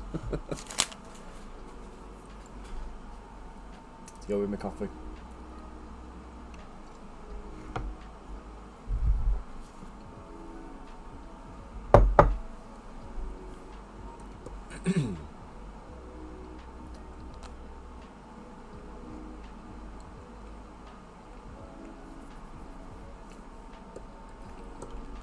Yeah, you know, there's a lot of that I've been hearing lately, you know. We've got friends who have gone in for, like, is it the PGCE one where they they take your degree and they move you into a teaching job. So my wife's cousin recently did a PGCE, and she went to go and do teaching when she was on her on a kind of a placement after qualifying. You know, the first one you have to do. And she did that, and they literally just threw her into the deep end, no support, no instruction, and then picked her apart because she was failing. But obviously they'd just kind of gone, well, you know, just get in there and do the job. That's great, but if you've got somebody who's never done the job before, and you know that, and that's why you've hired them, because they're cheaper, because they've got no experience.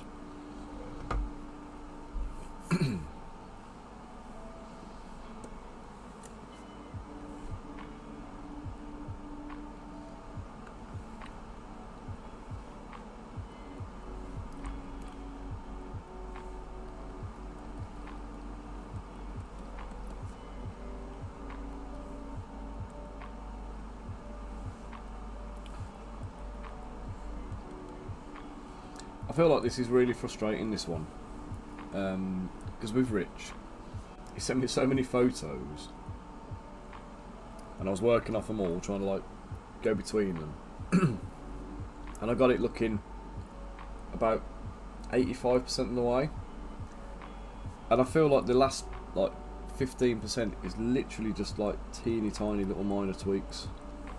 It's not even like anything mega. Do you know what I mean? There's nothing here that is like hugely out of proportion, but it just doesn't look right.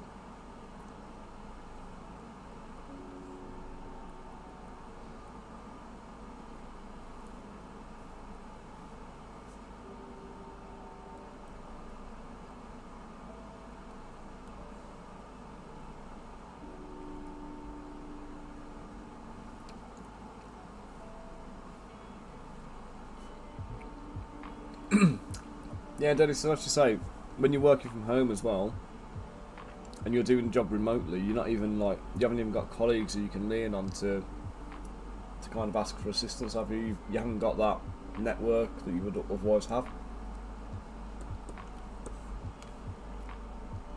And I suppose that can make your job a lot more difficult, can't it?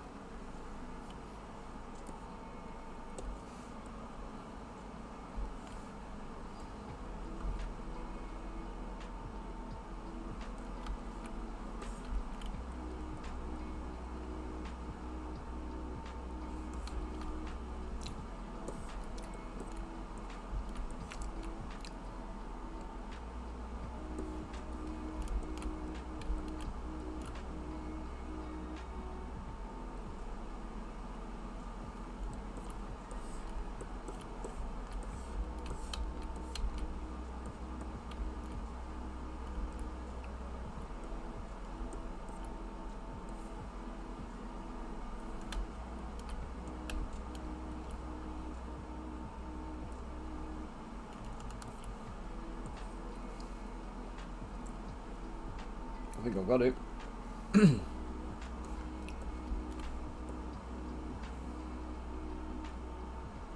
So it wasn't a million miles off, but I think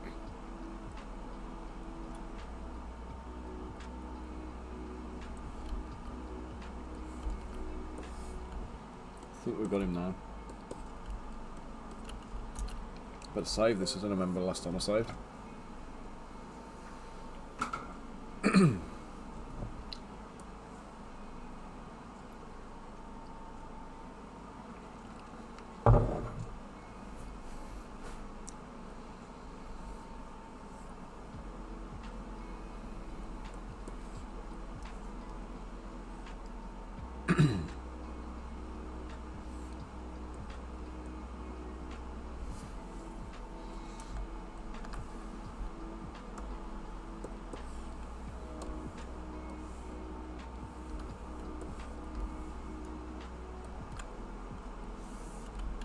Oops.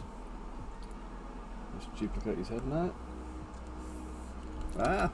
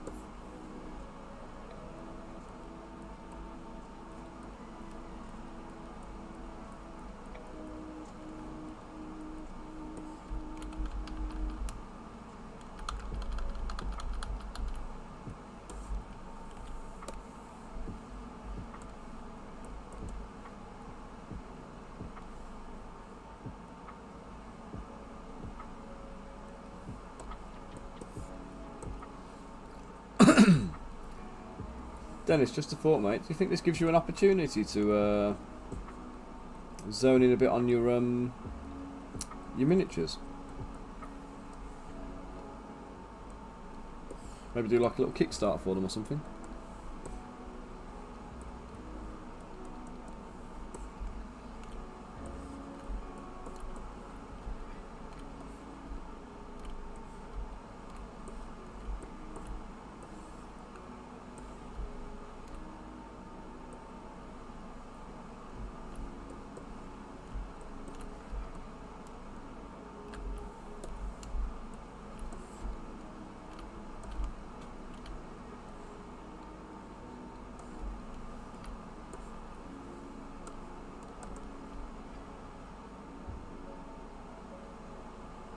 Kickstarter's easy, mate. Basically, you get your get all your models made, get them presentation ready. So, like, you know, render them all up nice, give them a uniform format, get them all printed off, and prove to everybody that they're printable. And then you just have to go onto Kickstarter, set a page up, and just spend a bit of time promoting it. So once you get the Kickstarter kind of live, your biggest challenge is driving traffic there. But if it's STLs you're selling, it's all overhead, isn't it? Do you know what I mean? Sorry, it's all profit. There's no overhead, so you can kind of just crack on with it, and then you just have to worry about fulfilling the orders at the end. So if you've got a store and you can you can give people the credit to the store or something like that, or like My Mini Factory, use them to distribute the rewards to your mailing list. And ideally what you do is you go back and you do like a second, third, a fourth Kickstarter. But you can use all your existing content. You don't need to do anything new for it.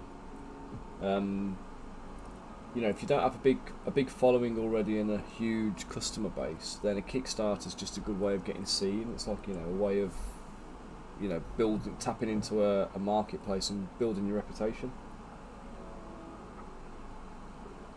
And if you need help with the wording, mate, you can always hit me up and I'll give you some assistance on putting a little bit of a spin on things for you and helping you to word the text.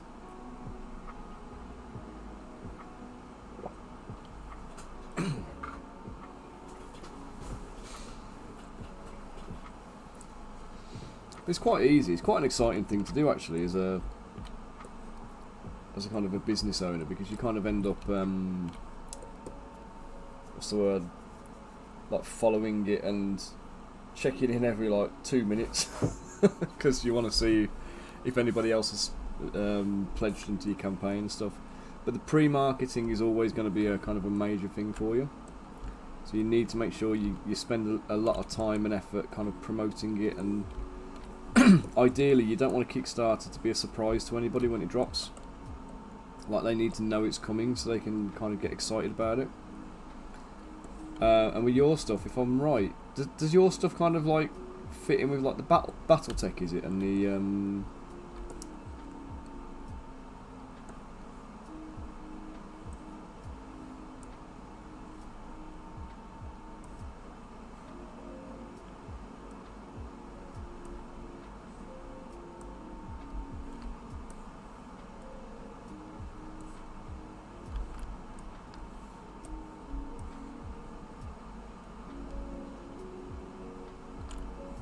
I know it's kind of like epic scale vehicles, isn't it? But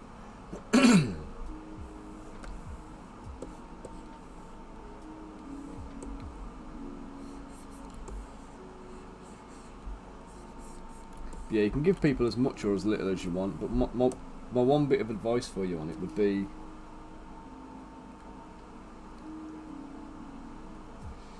okay, well maybe just spend a bit of time doing them epic scale.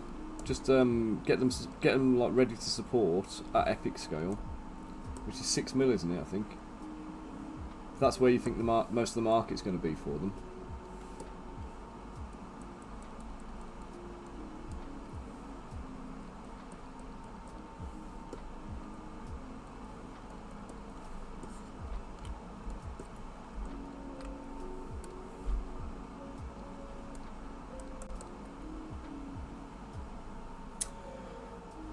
Oh, bloody hell. Promotion channels. I mean, Facebook ads is always a good one. Probably the best one to run, to be honest. I'd say just do a paid advertisement on Facebook. And again, it's one of those things that the more you can put into it in terms of advertising budget, the better a return. So if it's at all possible, try and put a couple of £100 in minimum.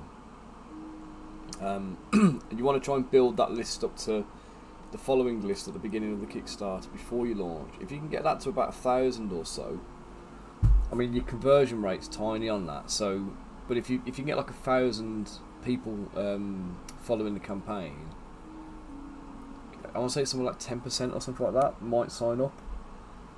But that's still 100 people who are going to come and jump on board. And if they're there on day one, then that's the one that gives you the big push and hurls you across the line.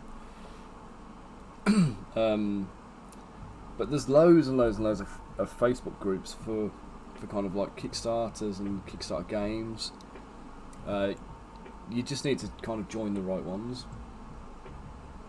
So any that will allow you to advertise really is the only thing I'll say. Just there's a lot of Facebook groups out there that for whatever reason they don't allow advertising or self-promotion.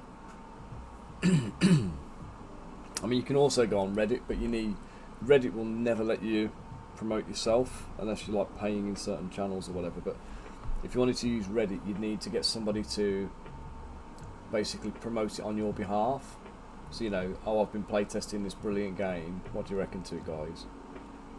Something along those kind of lines. So we've got Elston, we've got Rich, we've got Bunker. Yeah, Dennis, if you need any help, mate, feel free to hit me up anytime. I'm more than happy to kind of give you some guidance and some direction on it.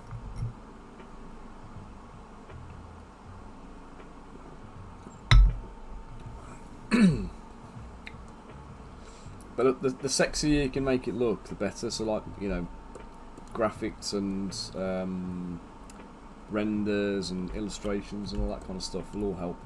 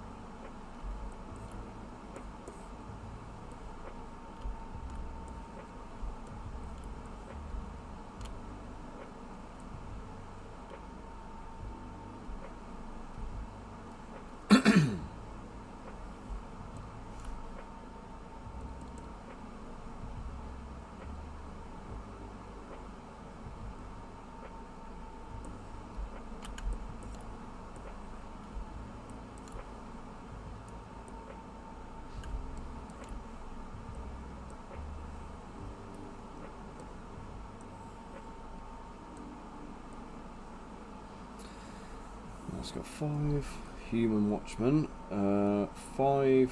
3 halflings.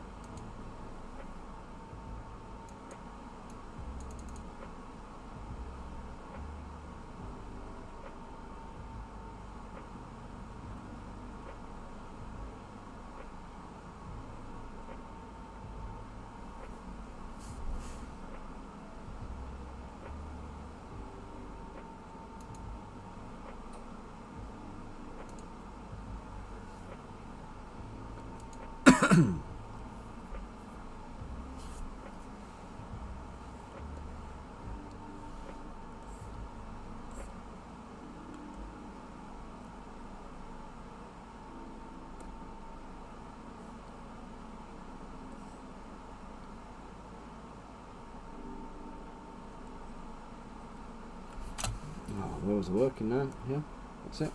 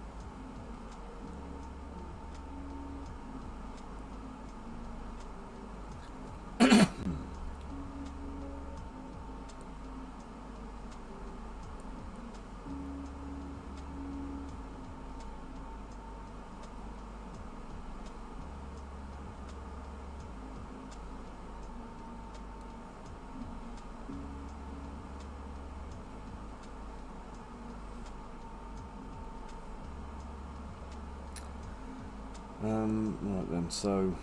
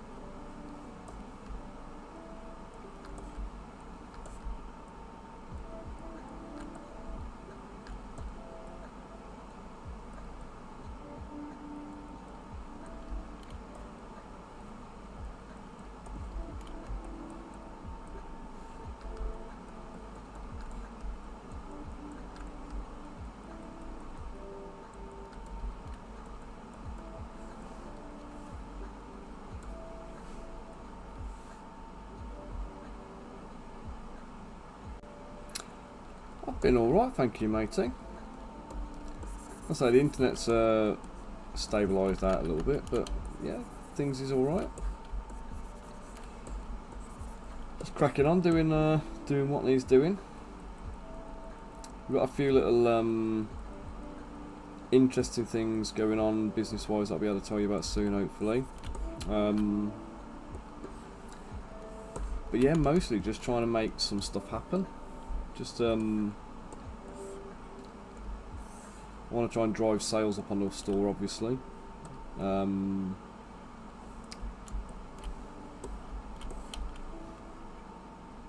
just trying to see what I can do to help with that. But yeah, we're looking at a few things that are going to see us pushing our production numbers up, hopefully. Which means we're going to have Hayley down here all the time, kind of turning over printers and getting models sorted and all that kind of good stuff, which I think she's looking forward to. And honestly, mate, just trying to get ready for ChillCon. So I've left everything a little bit lastminute.com, and stupidly, I actually thought ChillCon was the 22nd, I think it was. 22nd of April, not the 1st. So I'm sitting here thinking I had plenty of time. But I think UK Games Expo is like the 20th of June or something like that. The 20th of July. So basically, I mixed up two different convention dates and stitched myself up. Which is always good.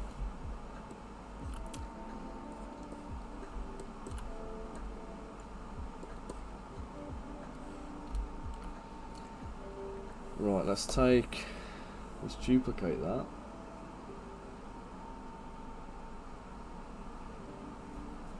Oh, I don't know about Sci-Fi Scarborough, so that wouldn't have been on my radar, but let me just double check if UK Games Expo is the 20th or if I'm making this up, but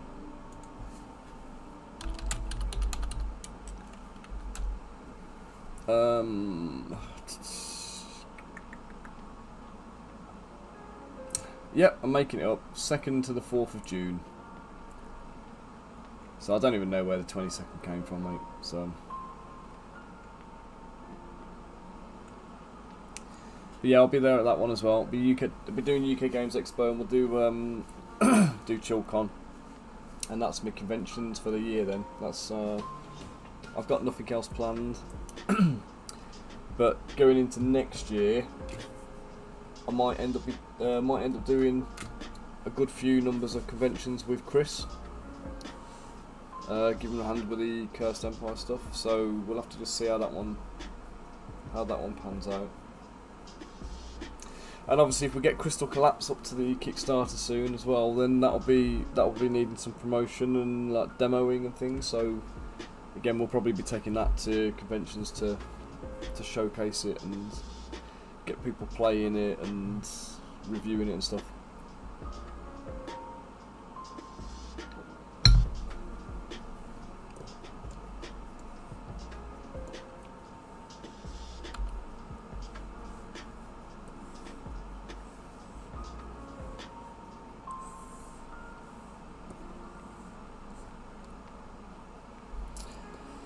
Right, let's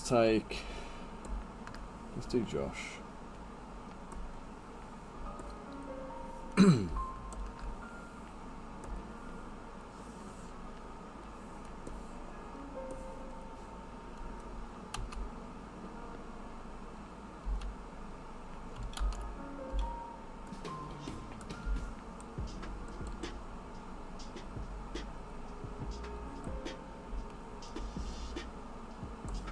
Rosie, are you cosplaying to a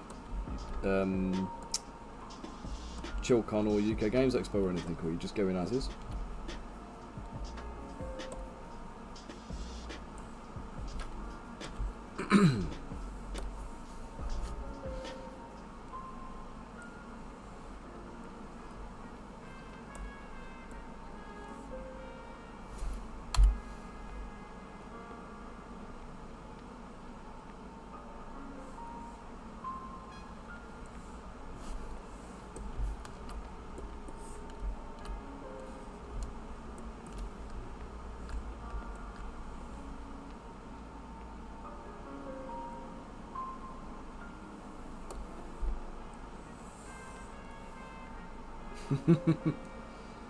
You do it at UK Games Expo, mate. It was rife with it. Last time I went there was tons and tons of it.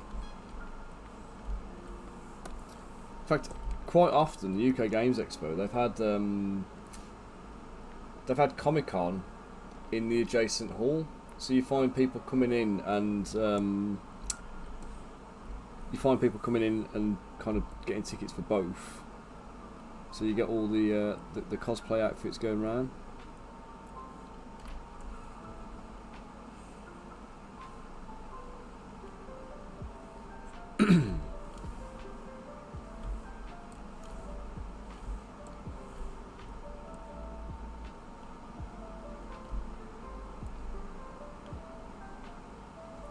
No, I don't think you really get video games at UK Games Expo. UK Games Expo is all board games and miniatures. It's brilliant actually, but it's all miniatures, terrain. You get the Euro games and stuff in there as well, the little card games and those kind of things.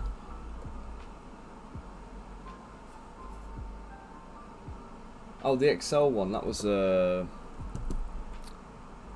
Salute? There is one in Birmingham called Insomnia, and it sounds like a dance festival, I think. But Insomnia is it's a gaming convention. There's a mate of mine called Moley, GM Moley, and he does lots of these kind of things, but he works at the Insomnia festival. He works there, and he hosts the balls. I can't think what it's called now. It's like Stay and Play or something like that. So they have like a table section with like bean bags and sofas and stuff. And anything you buy there, you can just bring your own games along and just like sit down and chill. But they've started to do like demo games for war games, and they have like companies coming to demo their own material. And he runs like role play sessions there and stuff. But that one's very much computer game centric. But there's a thing that's I've talked about it before. It's called Haddo, and it just looks awesome to me. I took my son to a Haddo centre not too far away from here, actually, from where I live, Borsal Common, and it's augmented reality dodgeball is the best way of explaining it. So if I'll show you what it's about. If you're into games and you like a little bit of physical activity, I would definitely recommend check this stuff out, because this is kind of basically what it is. So you've got like two teams with your augmented reality headsets on, throwing like balls of energy at each other, and you have to like pull shields up, dodge the opponent's attacks and try and hit them. So you have this little pip counter you can see around the guy's face over here. That's your health points. So you get like 4 health pips. So you've got to survive to the end. It's like last man standing. But they also do a I don't know if I can see it on here, but they do a team game one where you basically face off against a monster or a selection of monsters.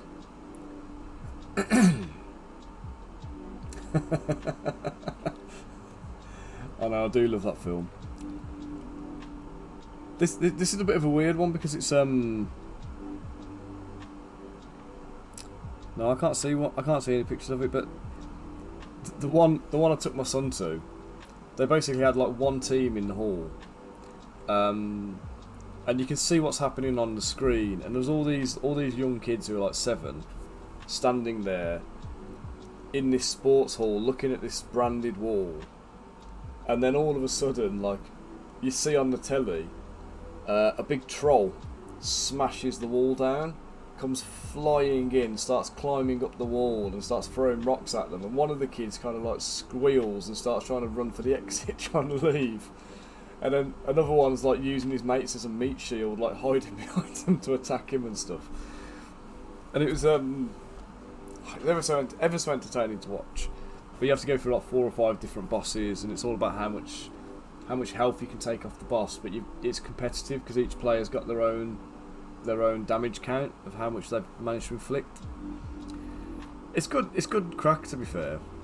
I want to take him there as he wants to go as like a family and do like a family kind of like, you know, monster attack thing.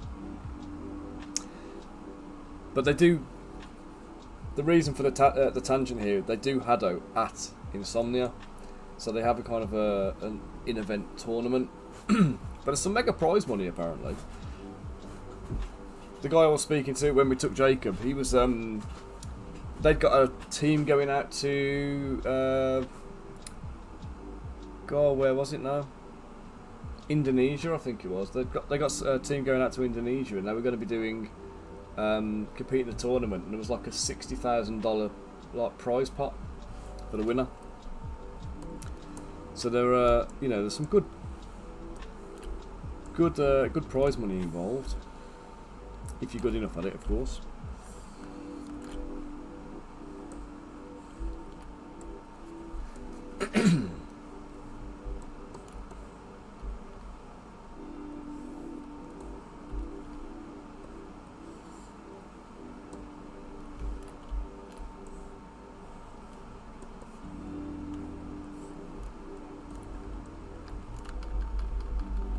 God, have I deleted the chainmail by accident? I have.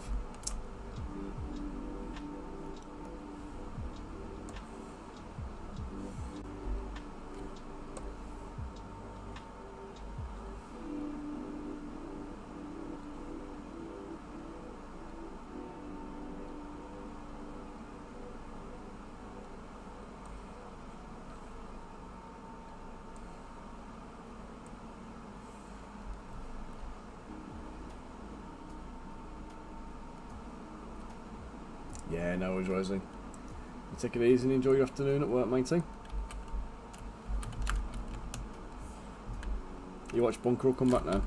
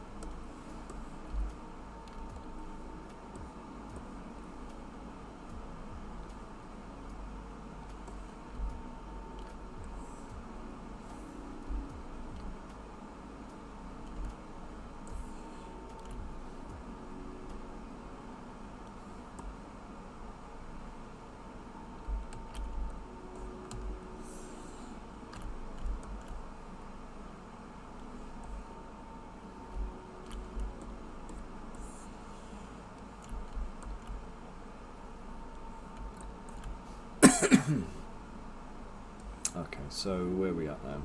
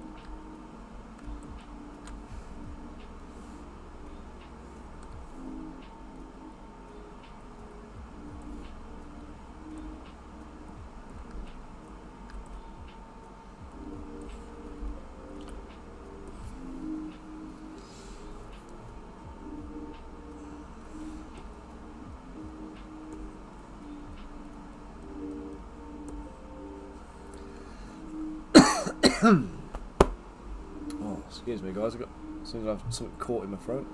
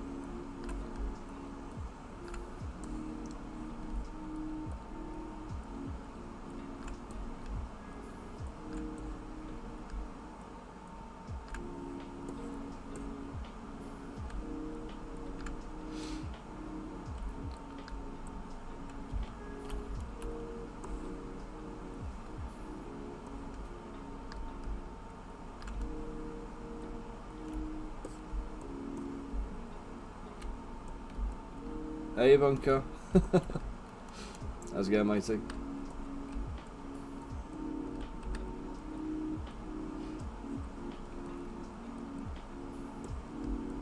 Told Rosie you'd be back now that he's gone.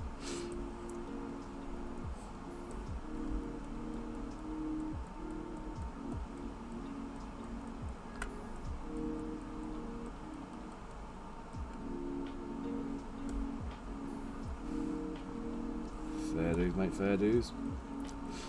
I need to pop to the shop later on after I get Jacob from school.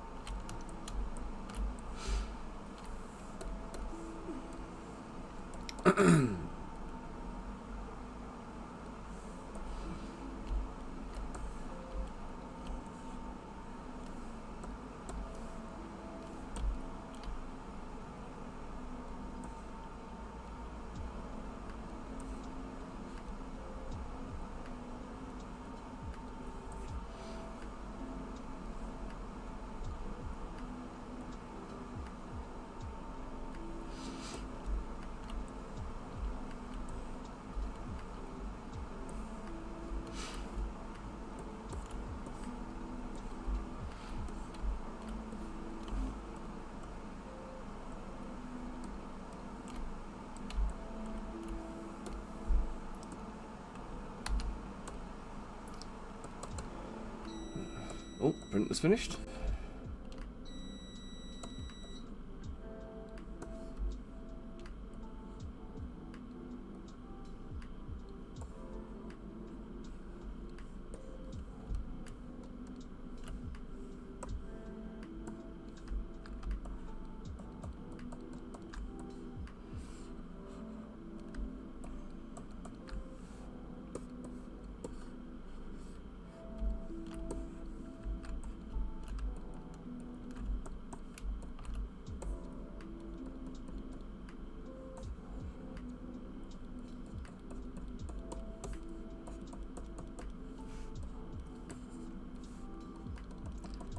Loads of little proportion tweaks here and just like little adjustments to kind of make everything conform to a female body instead of a male body.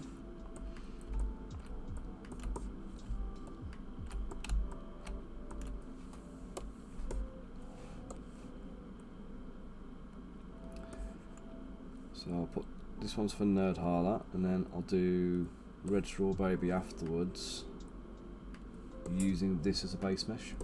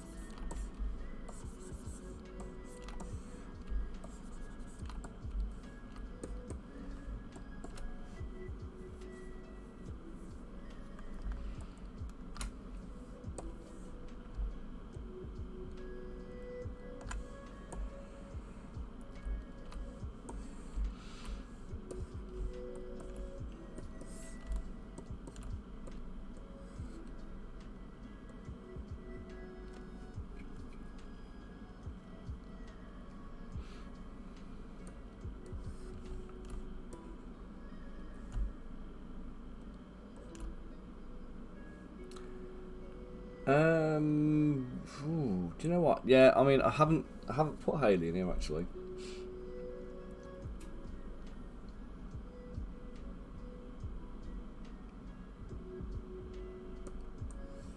I don't know if she want to be in there. I'll have to ask her actually.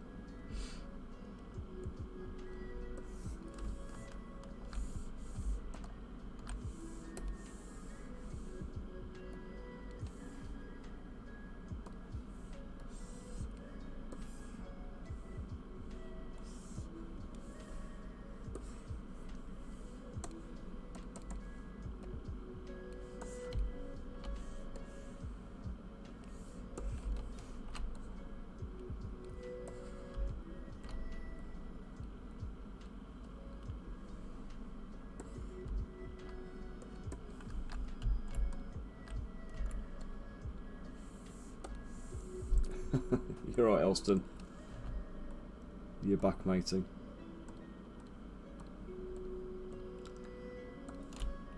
What we got going on today then, mate? Stress from clients, or that's pretty much all you get, isn't it? Stress from clients, there isn't an all.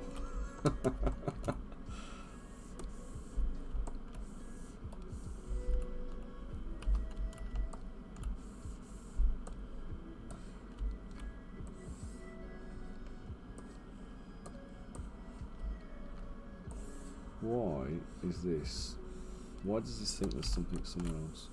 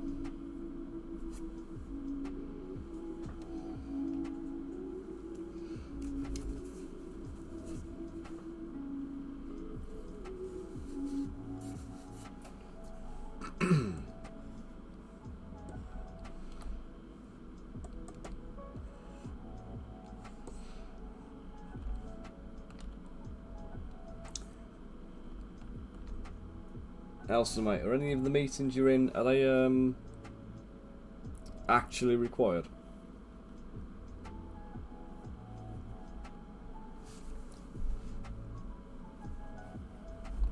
Because I can't count the number of meetings I've sat in over the years that were, they've kind of gone on around me without me even needing to really be there.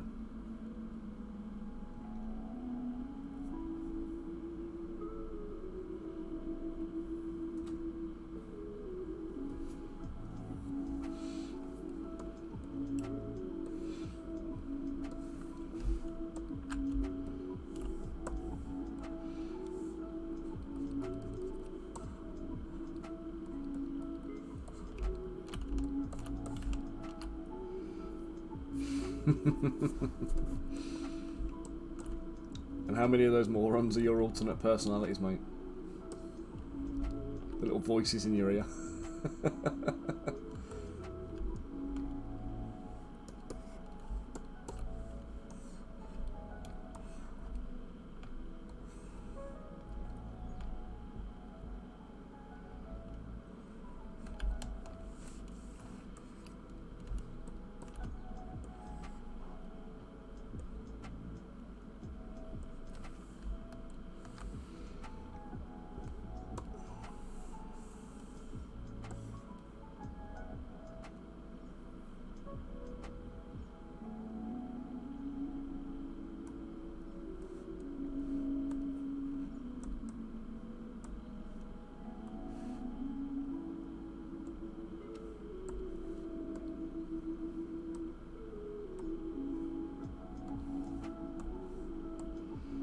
Hey Bill, how you doing, matey?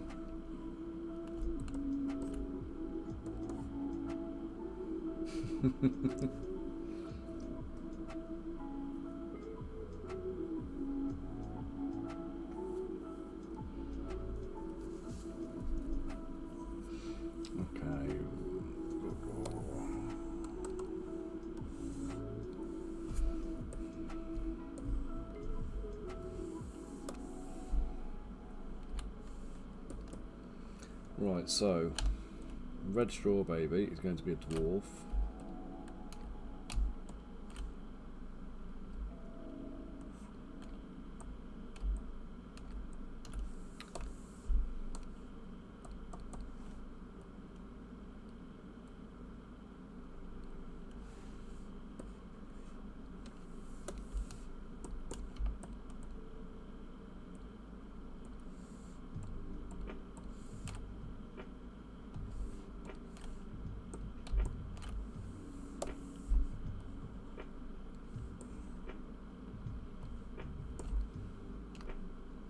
Now the only problem with this plan to make her a dwarf, why does this do this sometimes?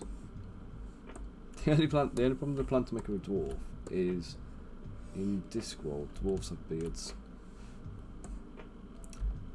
Didn't really want to be giving her a beard.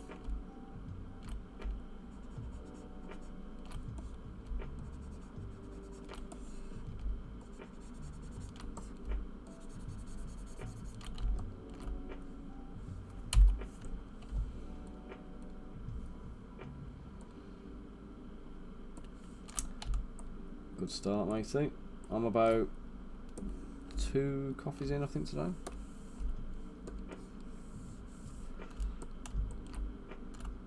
Right,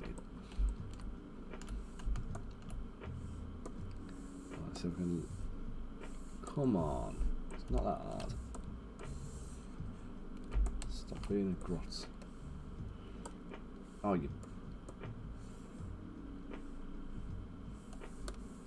Right, let's do what I was going to do then.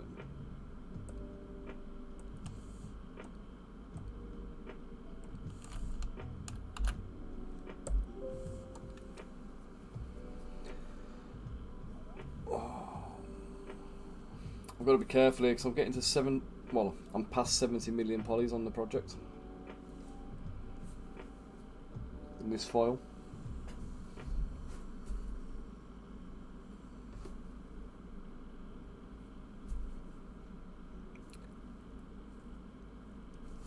So I'm in danger of getting like random crashes and like lagging.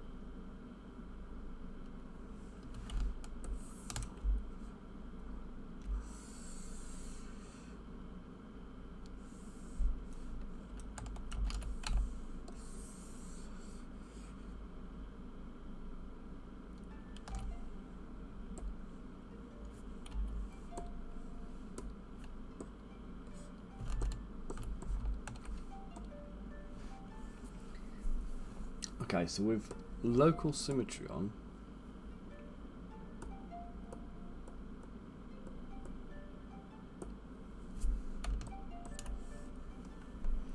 something screwy here. I don't know what's going on, man. Bill, I don't think I even saw your chainmail thing actually. Did you email it to me?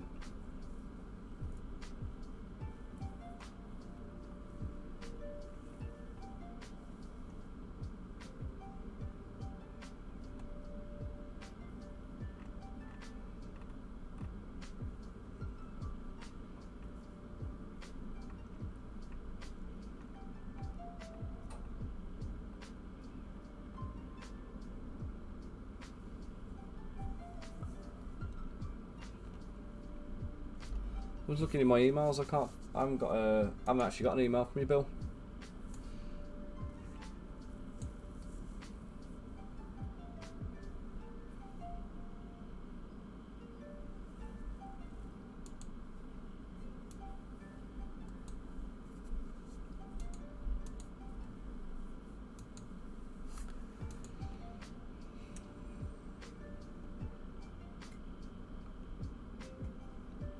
Yeah, send it again, mate. It was dan@ltminis.com.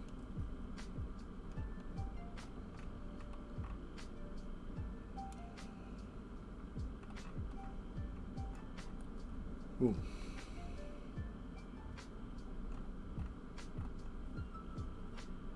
Cheers, matey.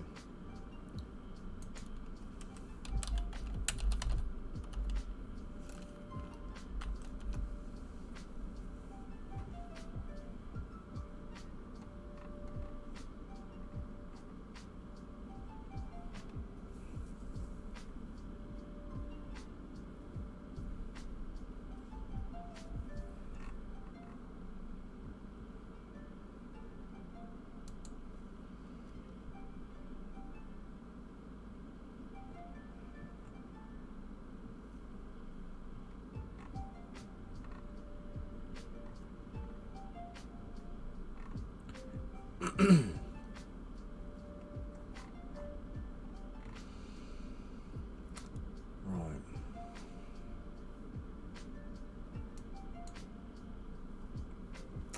Cheers, matey.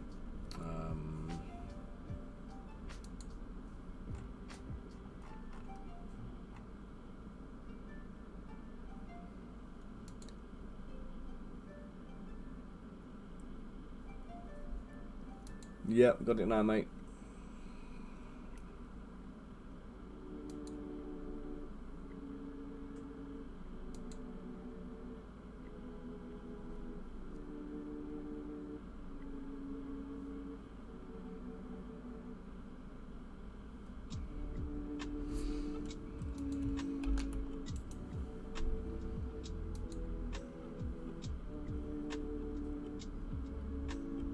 Download them and see, have a look in a sec. So for everybody who's not viewing on YouTube here, so Bill Thornhill, a fellow sculptor, has sent me a suggestion for chainmail.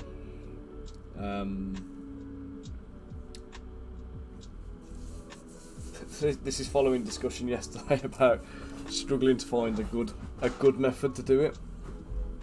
So I've tried surface noise, I've tried nano mesh and insert meshes and stuff like that, and they're all either too superficial, they're not up to scratch, or they're kind of clunky and awkward. So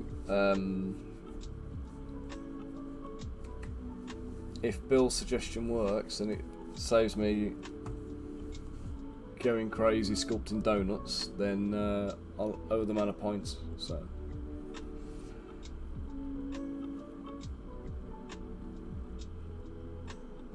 it's just downloading at the moment, Bill. Excuse me. Guy's telling me like 15 minutes left. It's only like, it's a gigabyte download, but clearly my my bandwidth is lagging a touch. You know what, let's just do a quick speed check.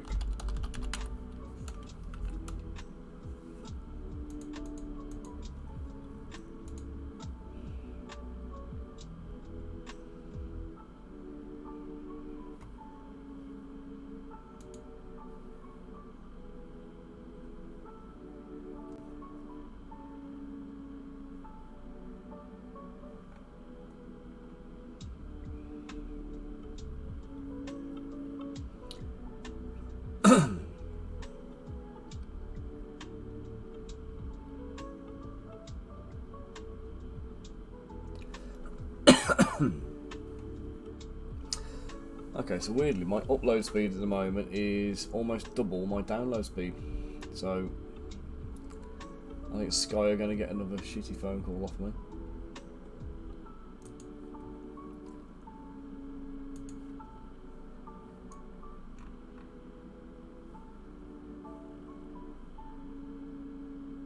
Looks like I'm going to be waiting a while, mate. We're still on around about 6 or 7 minutes download speed, download time. So I'll just crack on with a bit of sculpting while it's coming down, and I'll just fire it up when it loads. Okay, so I need to shrink the legs, which I've done. I need to relocate the boots. We've got to make these boots more dwarven. So again, the thing with the dwarf characters, dwarf males and dwarf females are virtually indistinguishable. Beards and all. And Cherry or Cheery, the dwarf in the Discworld books, basically decides that she's going to start identifying as female, and decides she's going to wear heeled boots. She's going to wear heeled boots and this is not playing ball. This isn't today. Why does it think my center point is like here?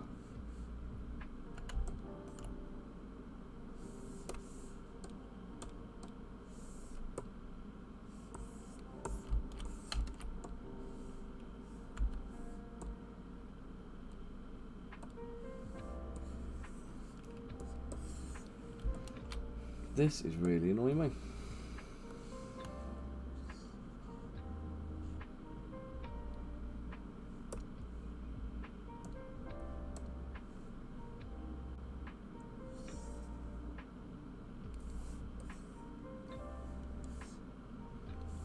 I think I've manually lined it up to the centre now, so if I turn off LSIM,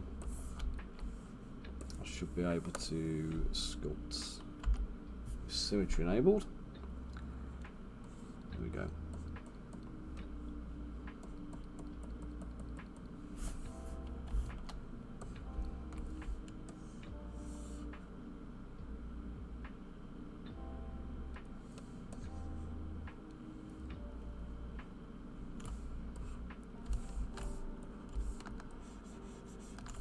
So we'll just quickly send Max a message because he's just trying ringing me. I'm just going to let him know I'm on a call. I'm on a stream, sorry.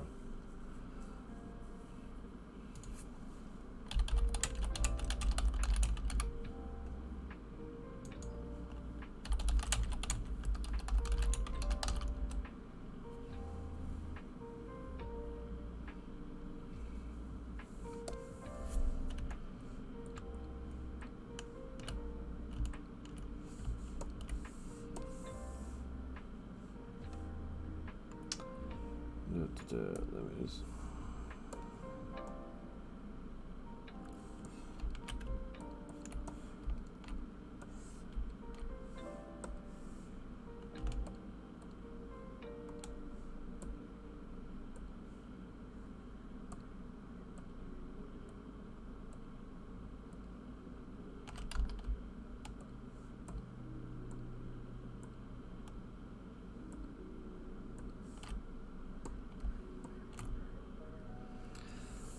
Still 6 minutes left on that download. And that's pretty poor, isn't it?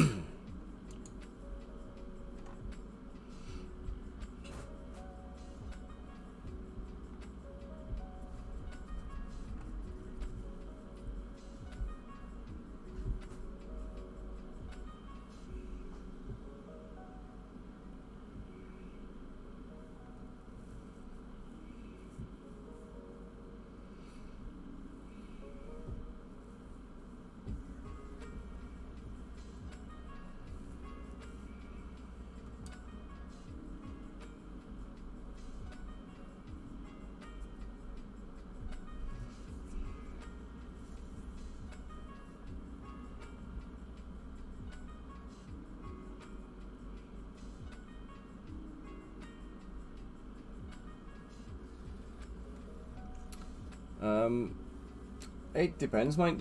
I'm running across 3 platforms. I'm running on Twitch, Facebook and YouTube.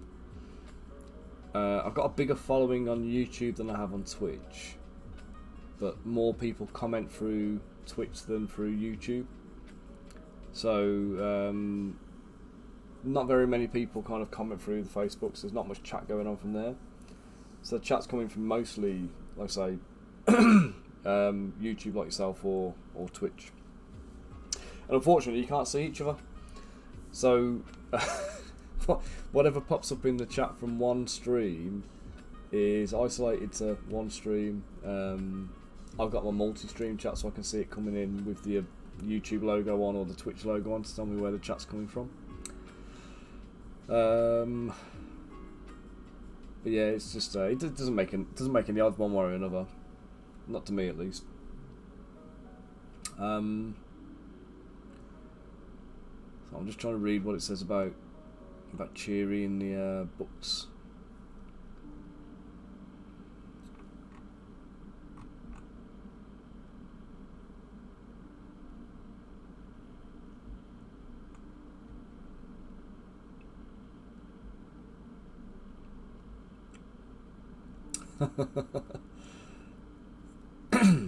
Nah, it's cool. I like the chatter.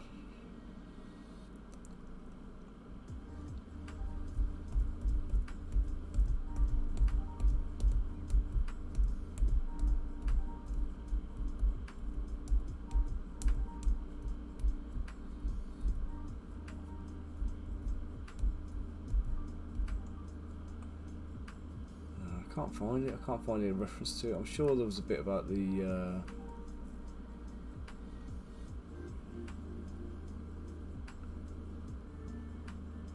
it says all dwarves have beards and wear up to 12 layers of clothing. Gender is pretty much optional.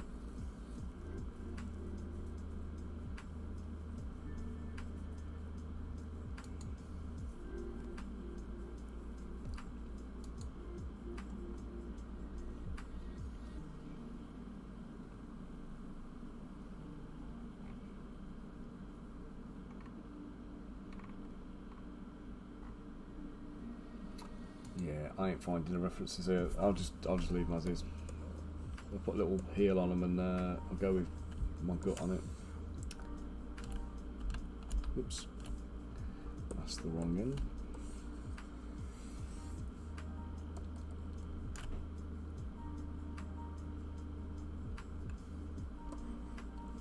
Well, yeah, that's it. The Ring of Power was a little bit of a different one, wasn't it?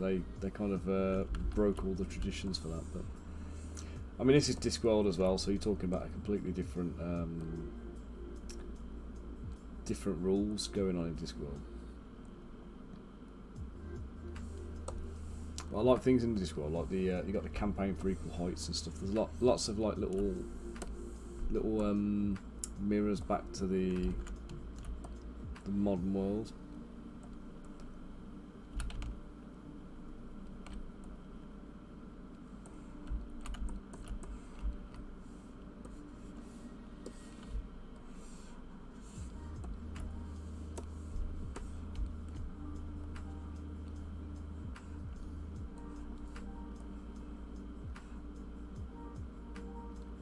Yeah, Mort's good. My favourite ones are the definitely City Watch books. The like guards and Feet of Clay and all those kind of ones. The City Watch are just my favourite set, but I always love the ones with Rincewind as well. But I've got these visions of them all in my head, kind of like I do with most things that I read. I've got these pictures of them all in my head. So whenever I hear Vimes talking or I picture Vimes, I'm picturing Basil Fawlty. So like John Cleese as Basil Fawlty about that point, I think he would have been perfect for the role. And Rincewind, in my head, is Eric Idle. But again, Eric Idle from like early Monty Python kind of years, not like current. So there's quite a few, you know, and I'm convinced he was hey, Temple of the West, how you doing, mate? I'm convinced Terry Pratchett was a Monty Python fan, because I can't believe that the things I see, the comparisons and the kind of the the way I see these characters in my head, I don't think is coincidence. Obviously, unless he's covered this off somewhere else, I don't think we'll ever know that. But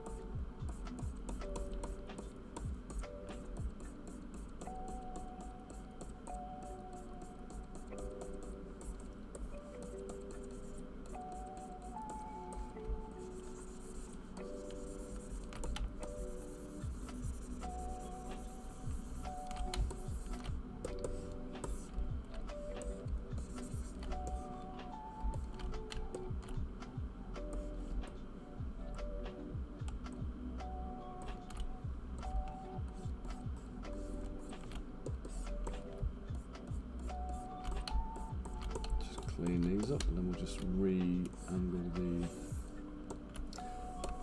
foot plate.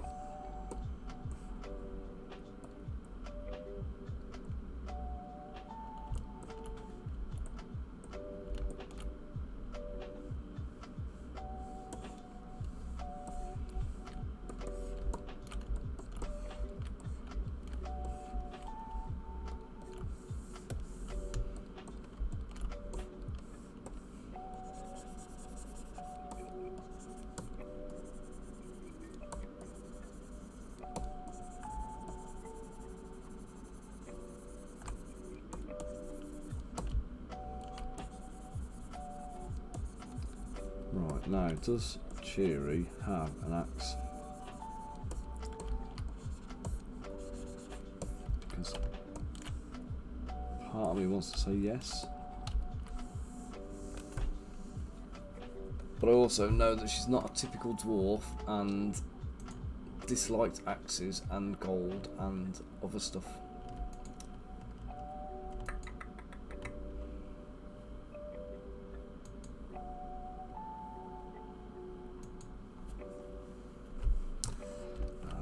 Let's just get her wrapped up.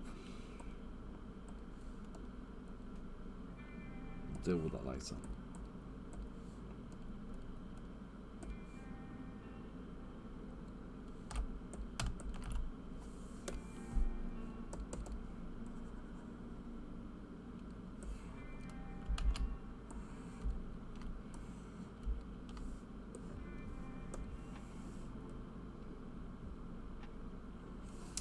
The head on this one is done.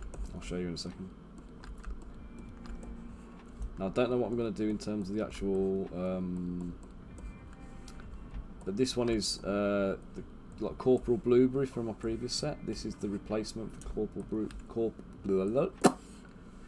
my words out. The replacement for Corporal. I give up. I give up talking. God's sake.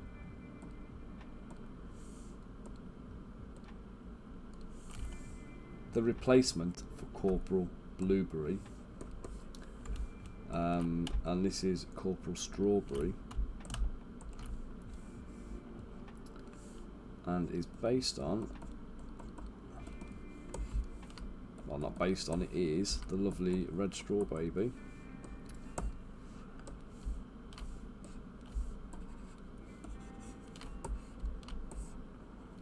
One of my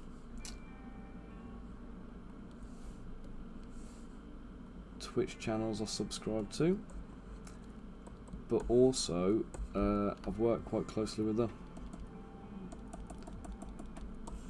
because she does the illustrations for Mike Moans, another Twitcher,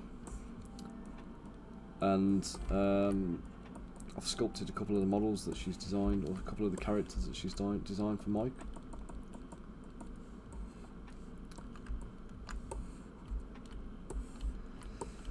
Sort these tries like that. I'm not happy with them. They're going to change in a minute anyway. But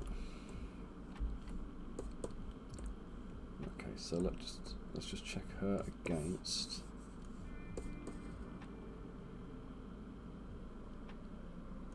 Okay, fairly happy with that. Fairly happy with that. So this is the head here with the strawberry ears. There we go.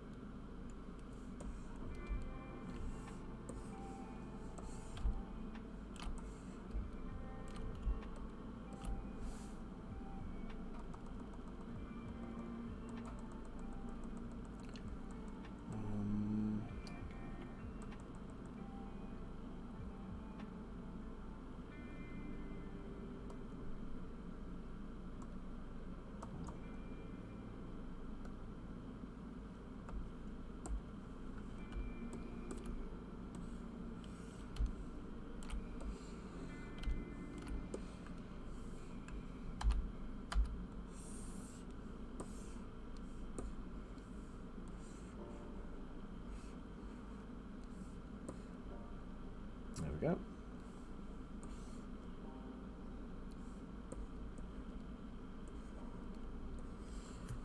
Now, I think I need to deal with the beard as well, so I might just have to do what I did before and just do red straw baby with beard and without.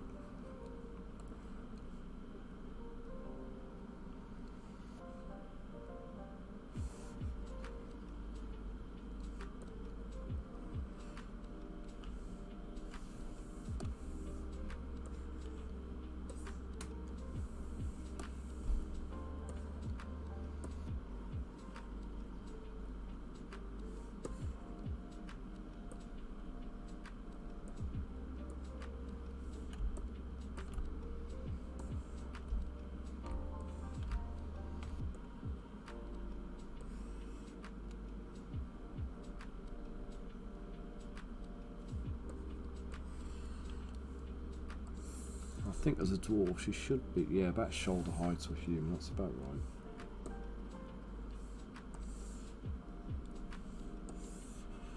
Certainly bigger than a gnome.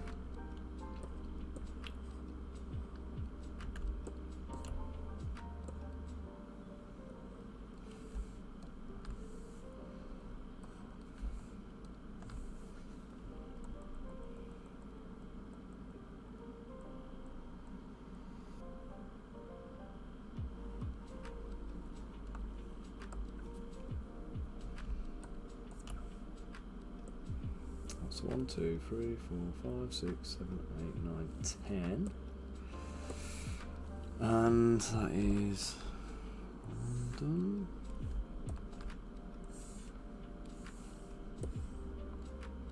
Right, now Ross has asked me to sculpt his glasses and add his glasses to his head. So we'll do that.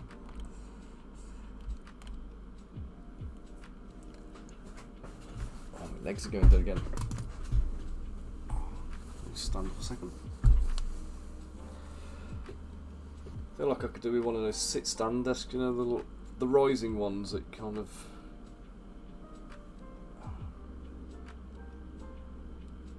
get you moving and standing up a little bit. Mr. Snow, thank you for the like, as you Chaz, Mr. Elliot. Hope you guys are keeping well.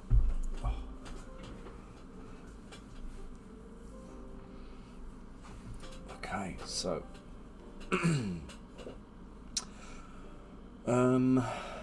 try and find a picture of Ross.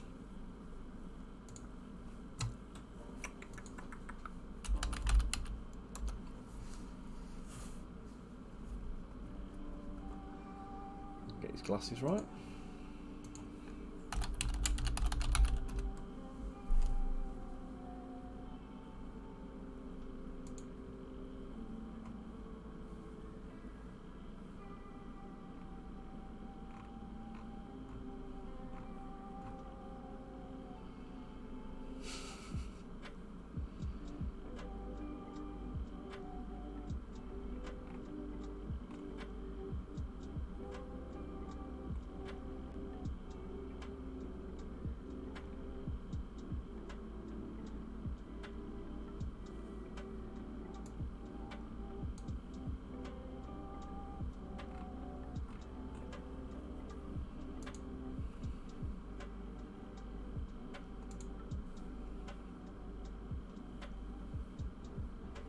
Okay, right then.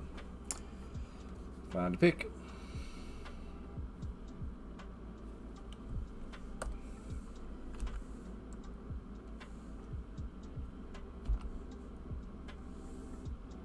This is just trying to annoy me.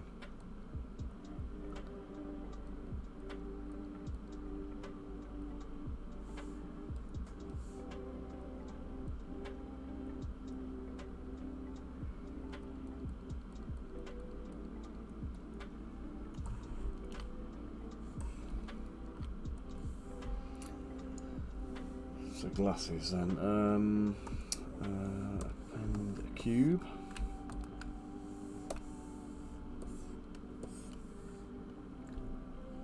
Let's squish them down a bit. Squish them in. Let's just delete this cylinder because I don't need it.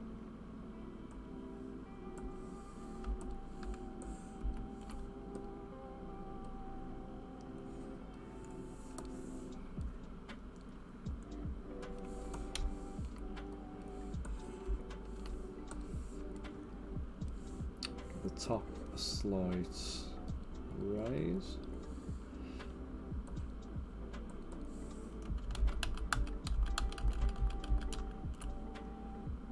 Let's get some symmetry on.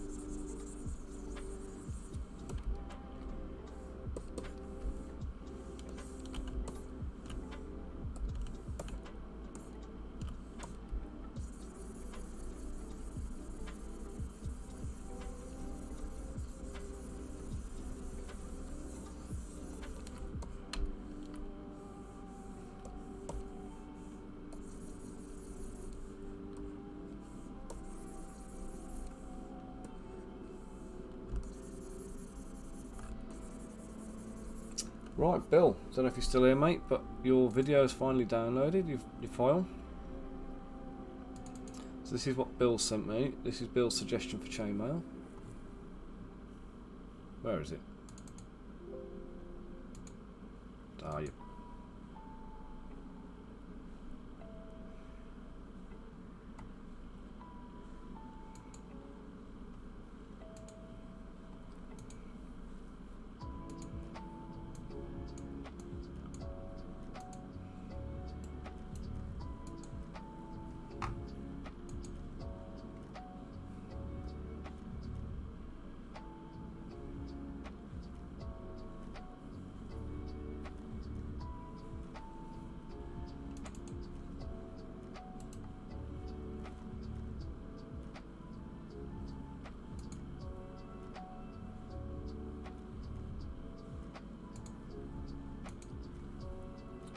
What is that then?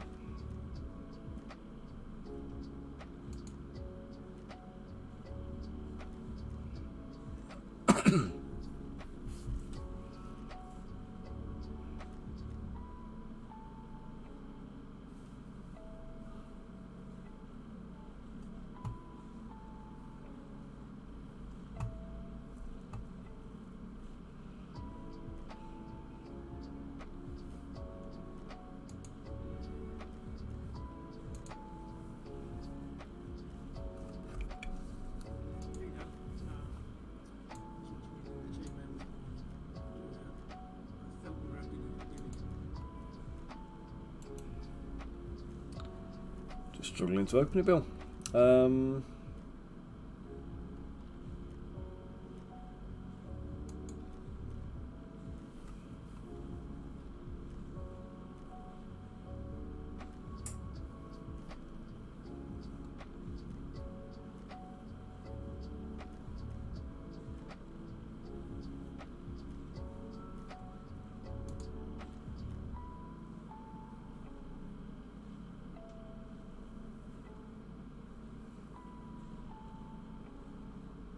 It's been years since I've even seen mention of codecs on the on video files. I don't know why it's asking for one for this one.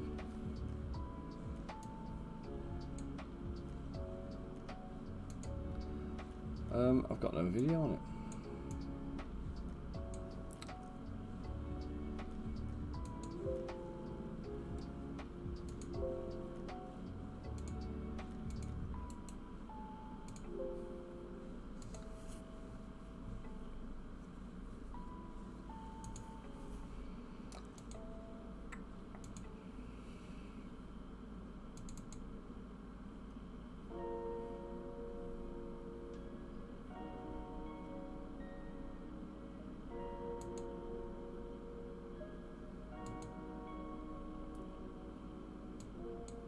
I didn't actually know. Didn't even occur to me to open it in Google Drive, mate. Might have been a good idea, mightn't it? Let's check it.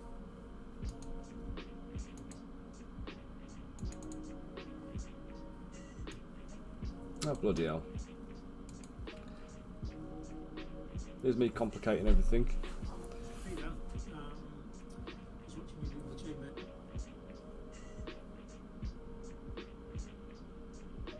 And this morning,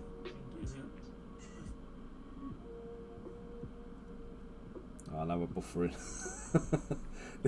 This is my... raggedy doing it like that, and that's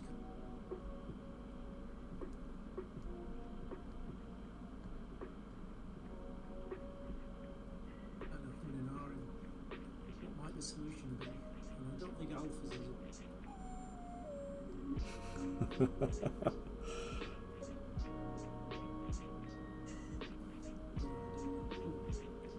I tried an insert.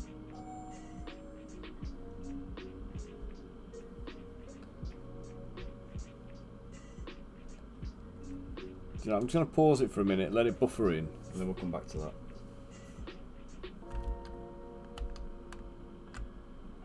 My internet's going to have me swearing in a minute.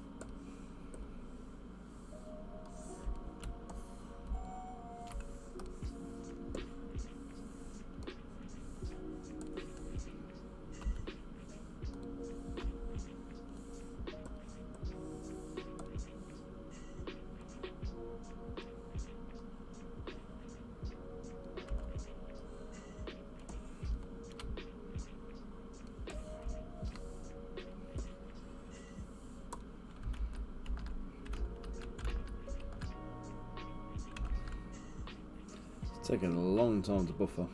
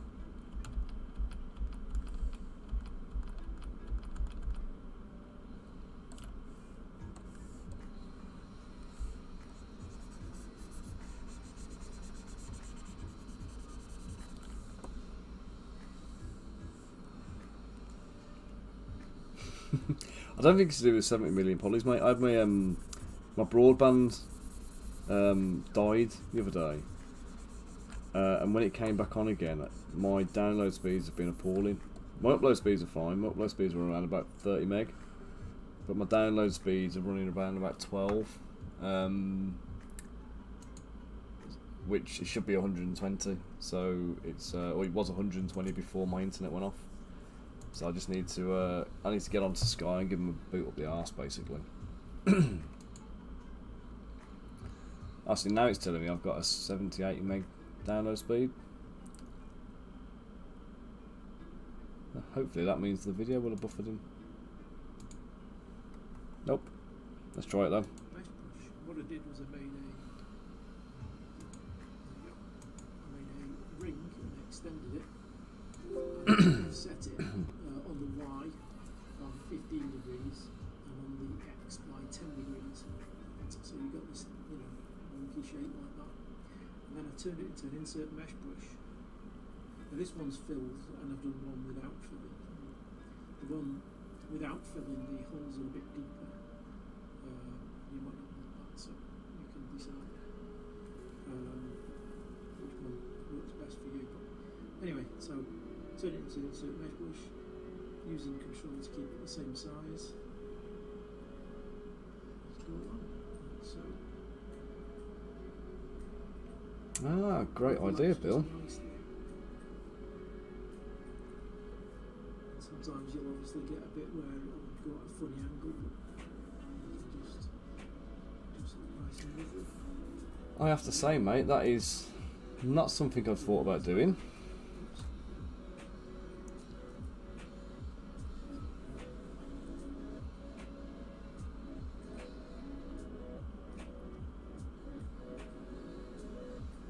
Yeah, that might well help to make it a little bit slicker, mightn't it?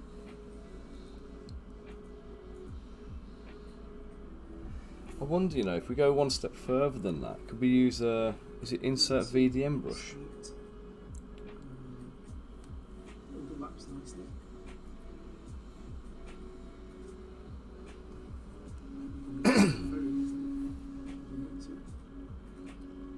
It looks less painful than what I've been doing, doesn't it?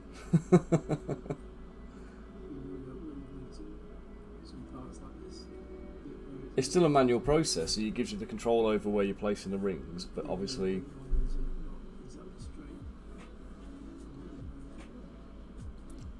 if you hold control when you draw the brush out, you can set the brush size and make sure all the rings are always the same, which obviously is going to be beneficial.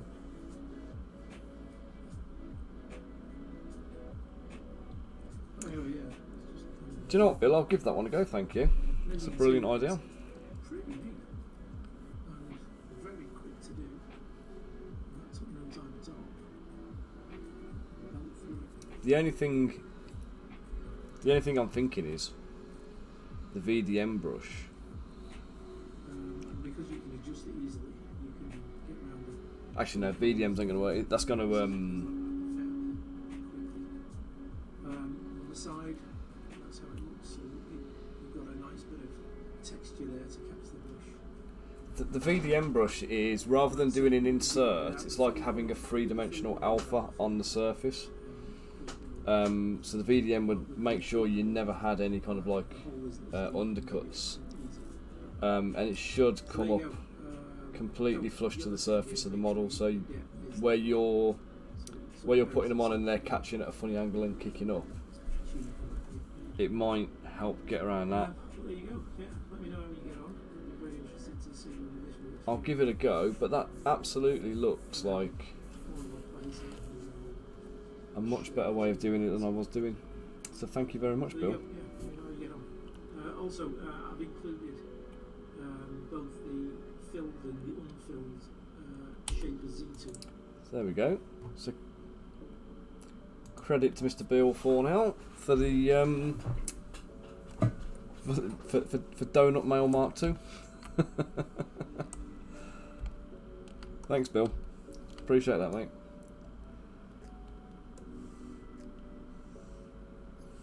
Right, now which one was I trying to work on just? I was doing Ross's glasses, wasn't I?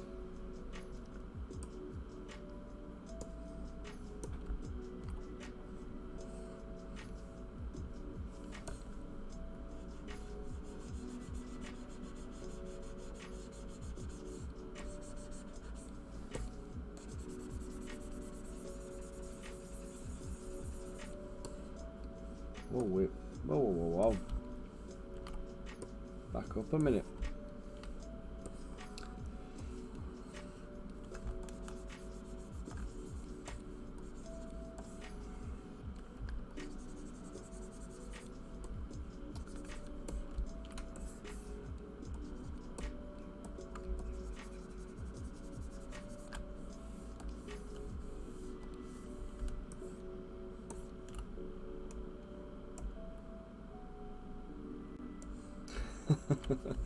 Well, you certainly made a better way than an improvement off my design.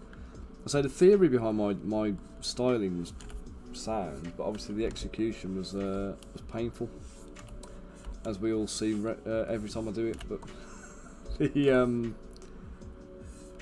if that can help to speed up the thing and give it a nice crisp look as well, then it's a winner all round, isn't it? So certainly one to try.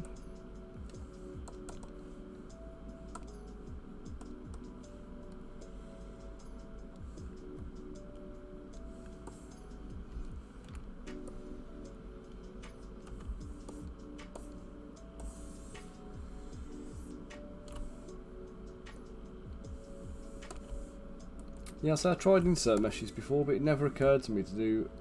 I mean, what you've done is actually quite a simple fix, but it never occurred to me at all.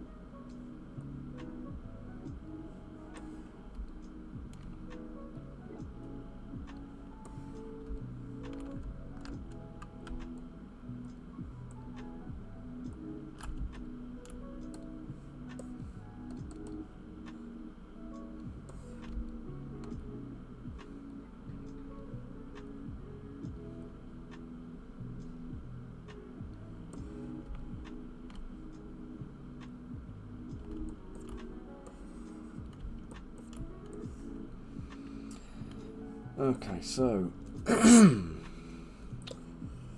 who's left? So we've got Rich to do.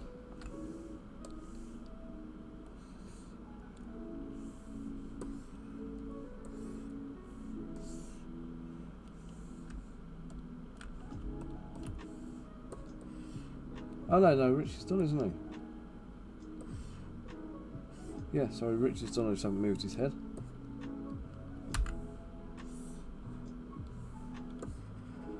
So the next one's just Spud, I think.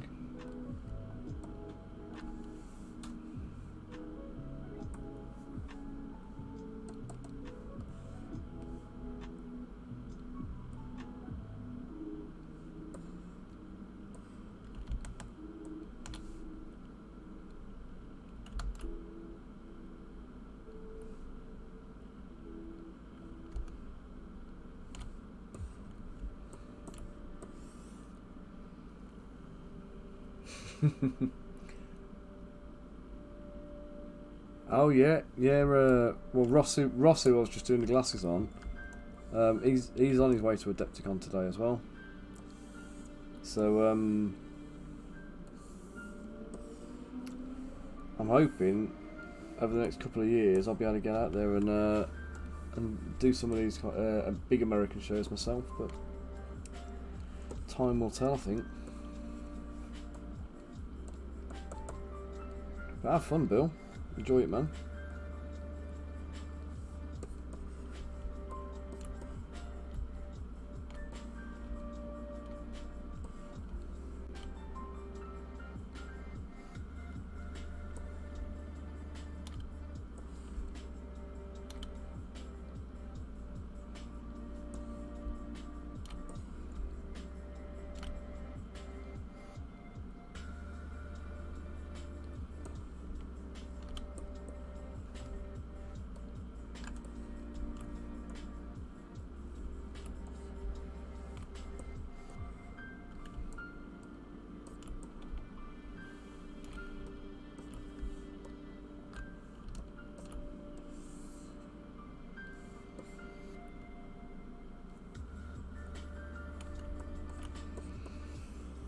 So there's a few more I still want to add, but that I haven't got the heads done of them yet. So there's Mike Moans, there's AJ Winters, who else asked for one?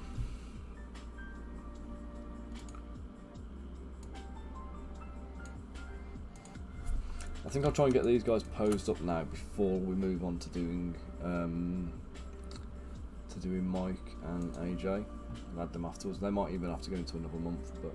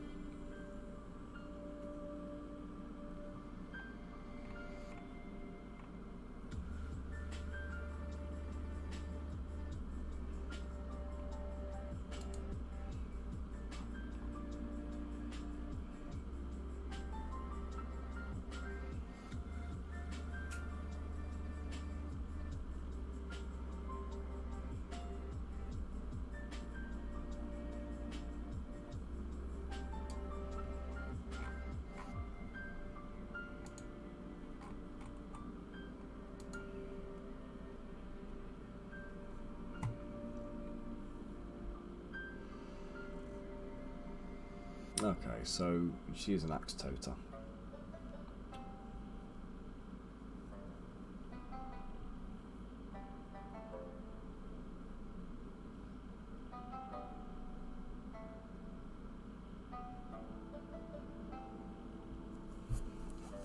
Oh, and she wears a skirt, that was the other bit. So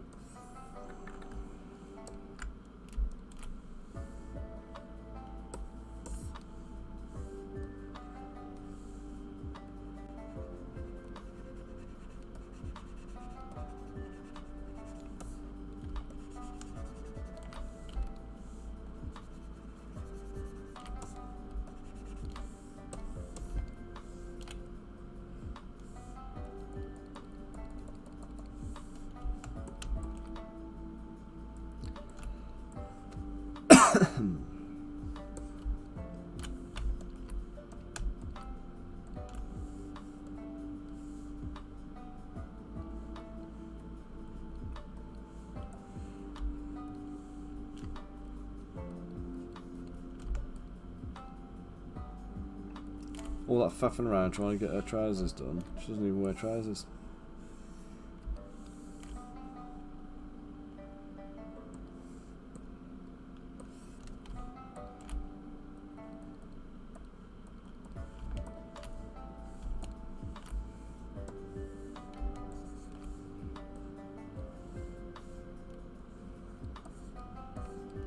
So Bill, are you trading at Adepticon, mate, or are you just get?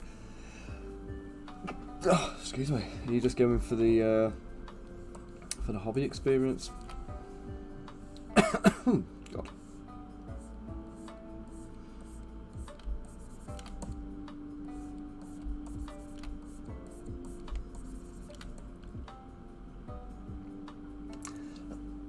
Mate, no. I am not teetotal in the slightest. I make my way through whiskey far too fast.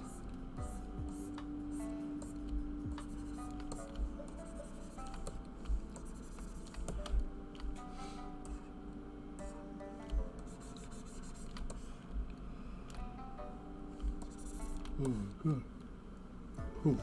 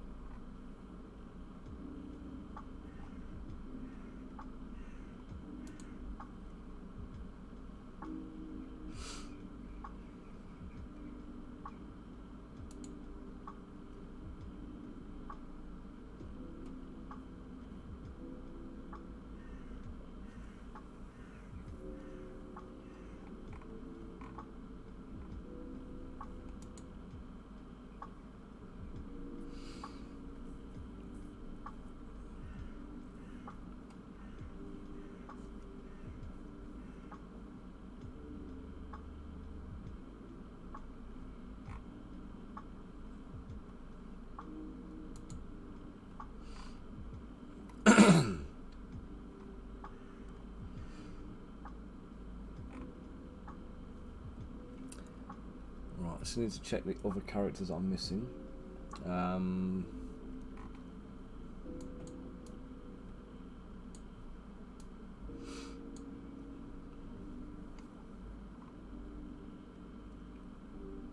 Oh, it's good, mate. I've got to pick Jacob up, but I haven't got to pick him up till 4:15. So, Hayley's bringing Willow home because she's at school today doing some tutoring again. So she'll be bringing Willow home at 3ish, so about 3:30 she'll be back. And then I've got to go and pick the little man up for 4:15 when he finishes his board game club. But thank you for the prompt, mate.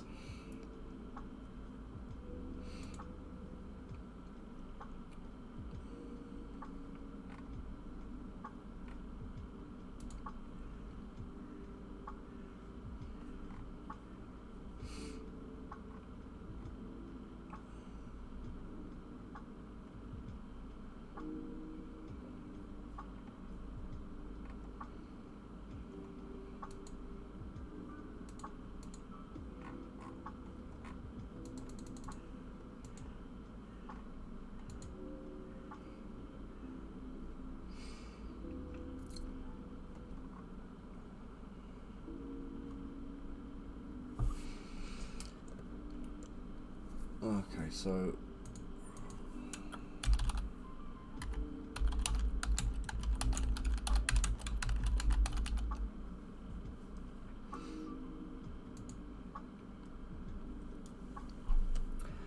right, so we've got Sam Vimes, Carrot.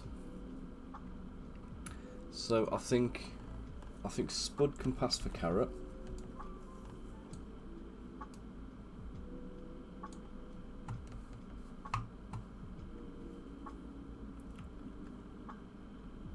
Ah,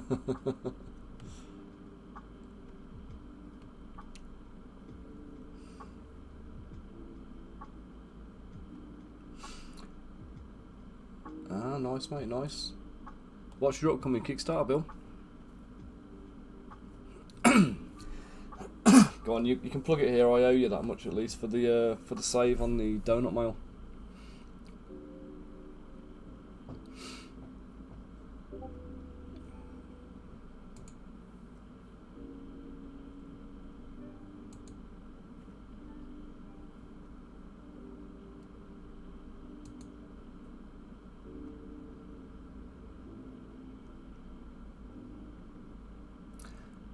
Bunker, what's this, mate? Is this like some funky kind of panel lighting stuff you got, is it?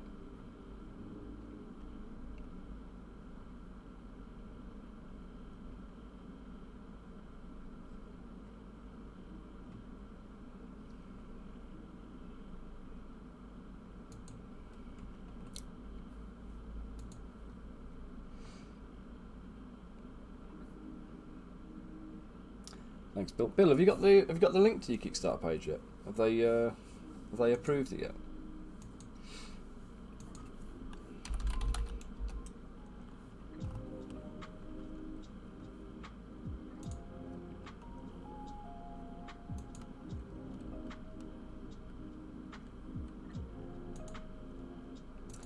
Check mine and see if they've signed mine off yet. Oh man, that sucks. They were so fast on it last time.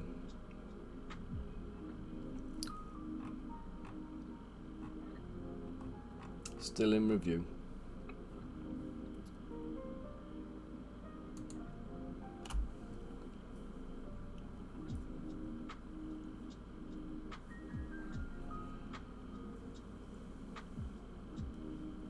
Oh.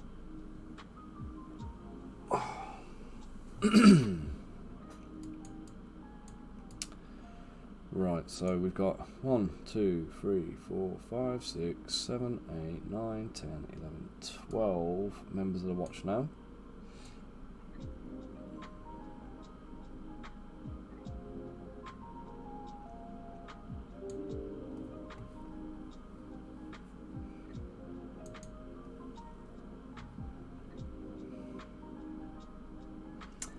Fair enough, mate, fair enough.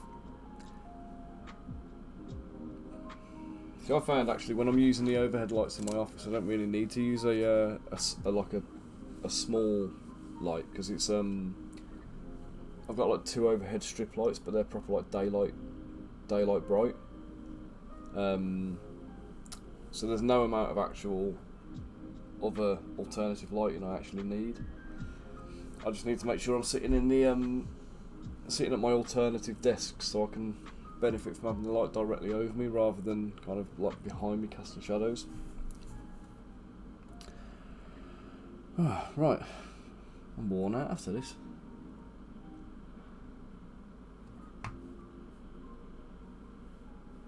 Right guys, I'll tell you what, I've got a couple of phone calls I need to make before the kids come home as well. So I'm going to take a cue to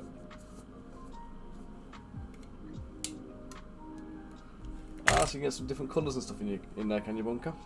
You're going to be atmospherically theming your streams now. Oh, guys, I'm gonna knock this on the head for today. I'm going to come back and resume posing tomorrow. And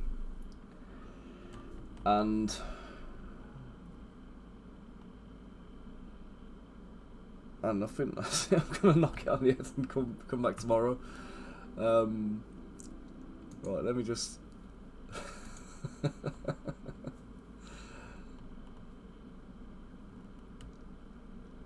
let me just find who's online for a raid.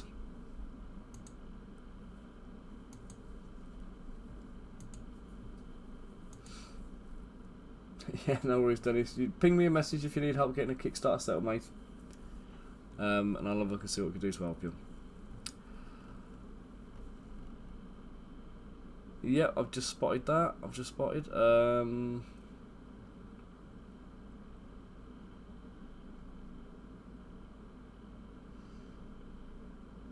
Bill, when it's up, mate, send me a link and I'll post it on the Discord channel and I'll give it a little show off online as well for you, mate.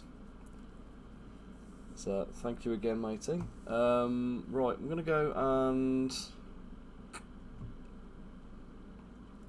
go on. Let's drop you to Mike. He's on for at least another hour or so.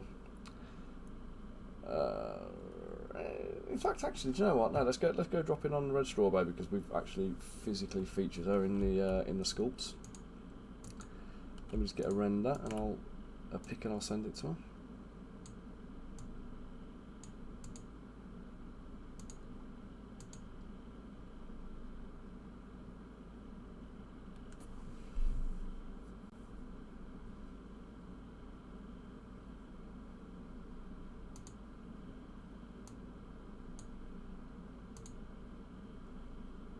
Oh, knackers.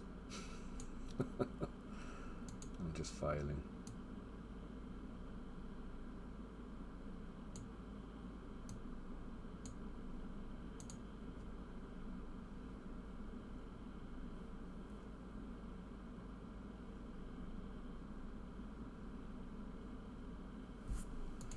Let's do a snapshot, snipping.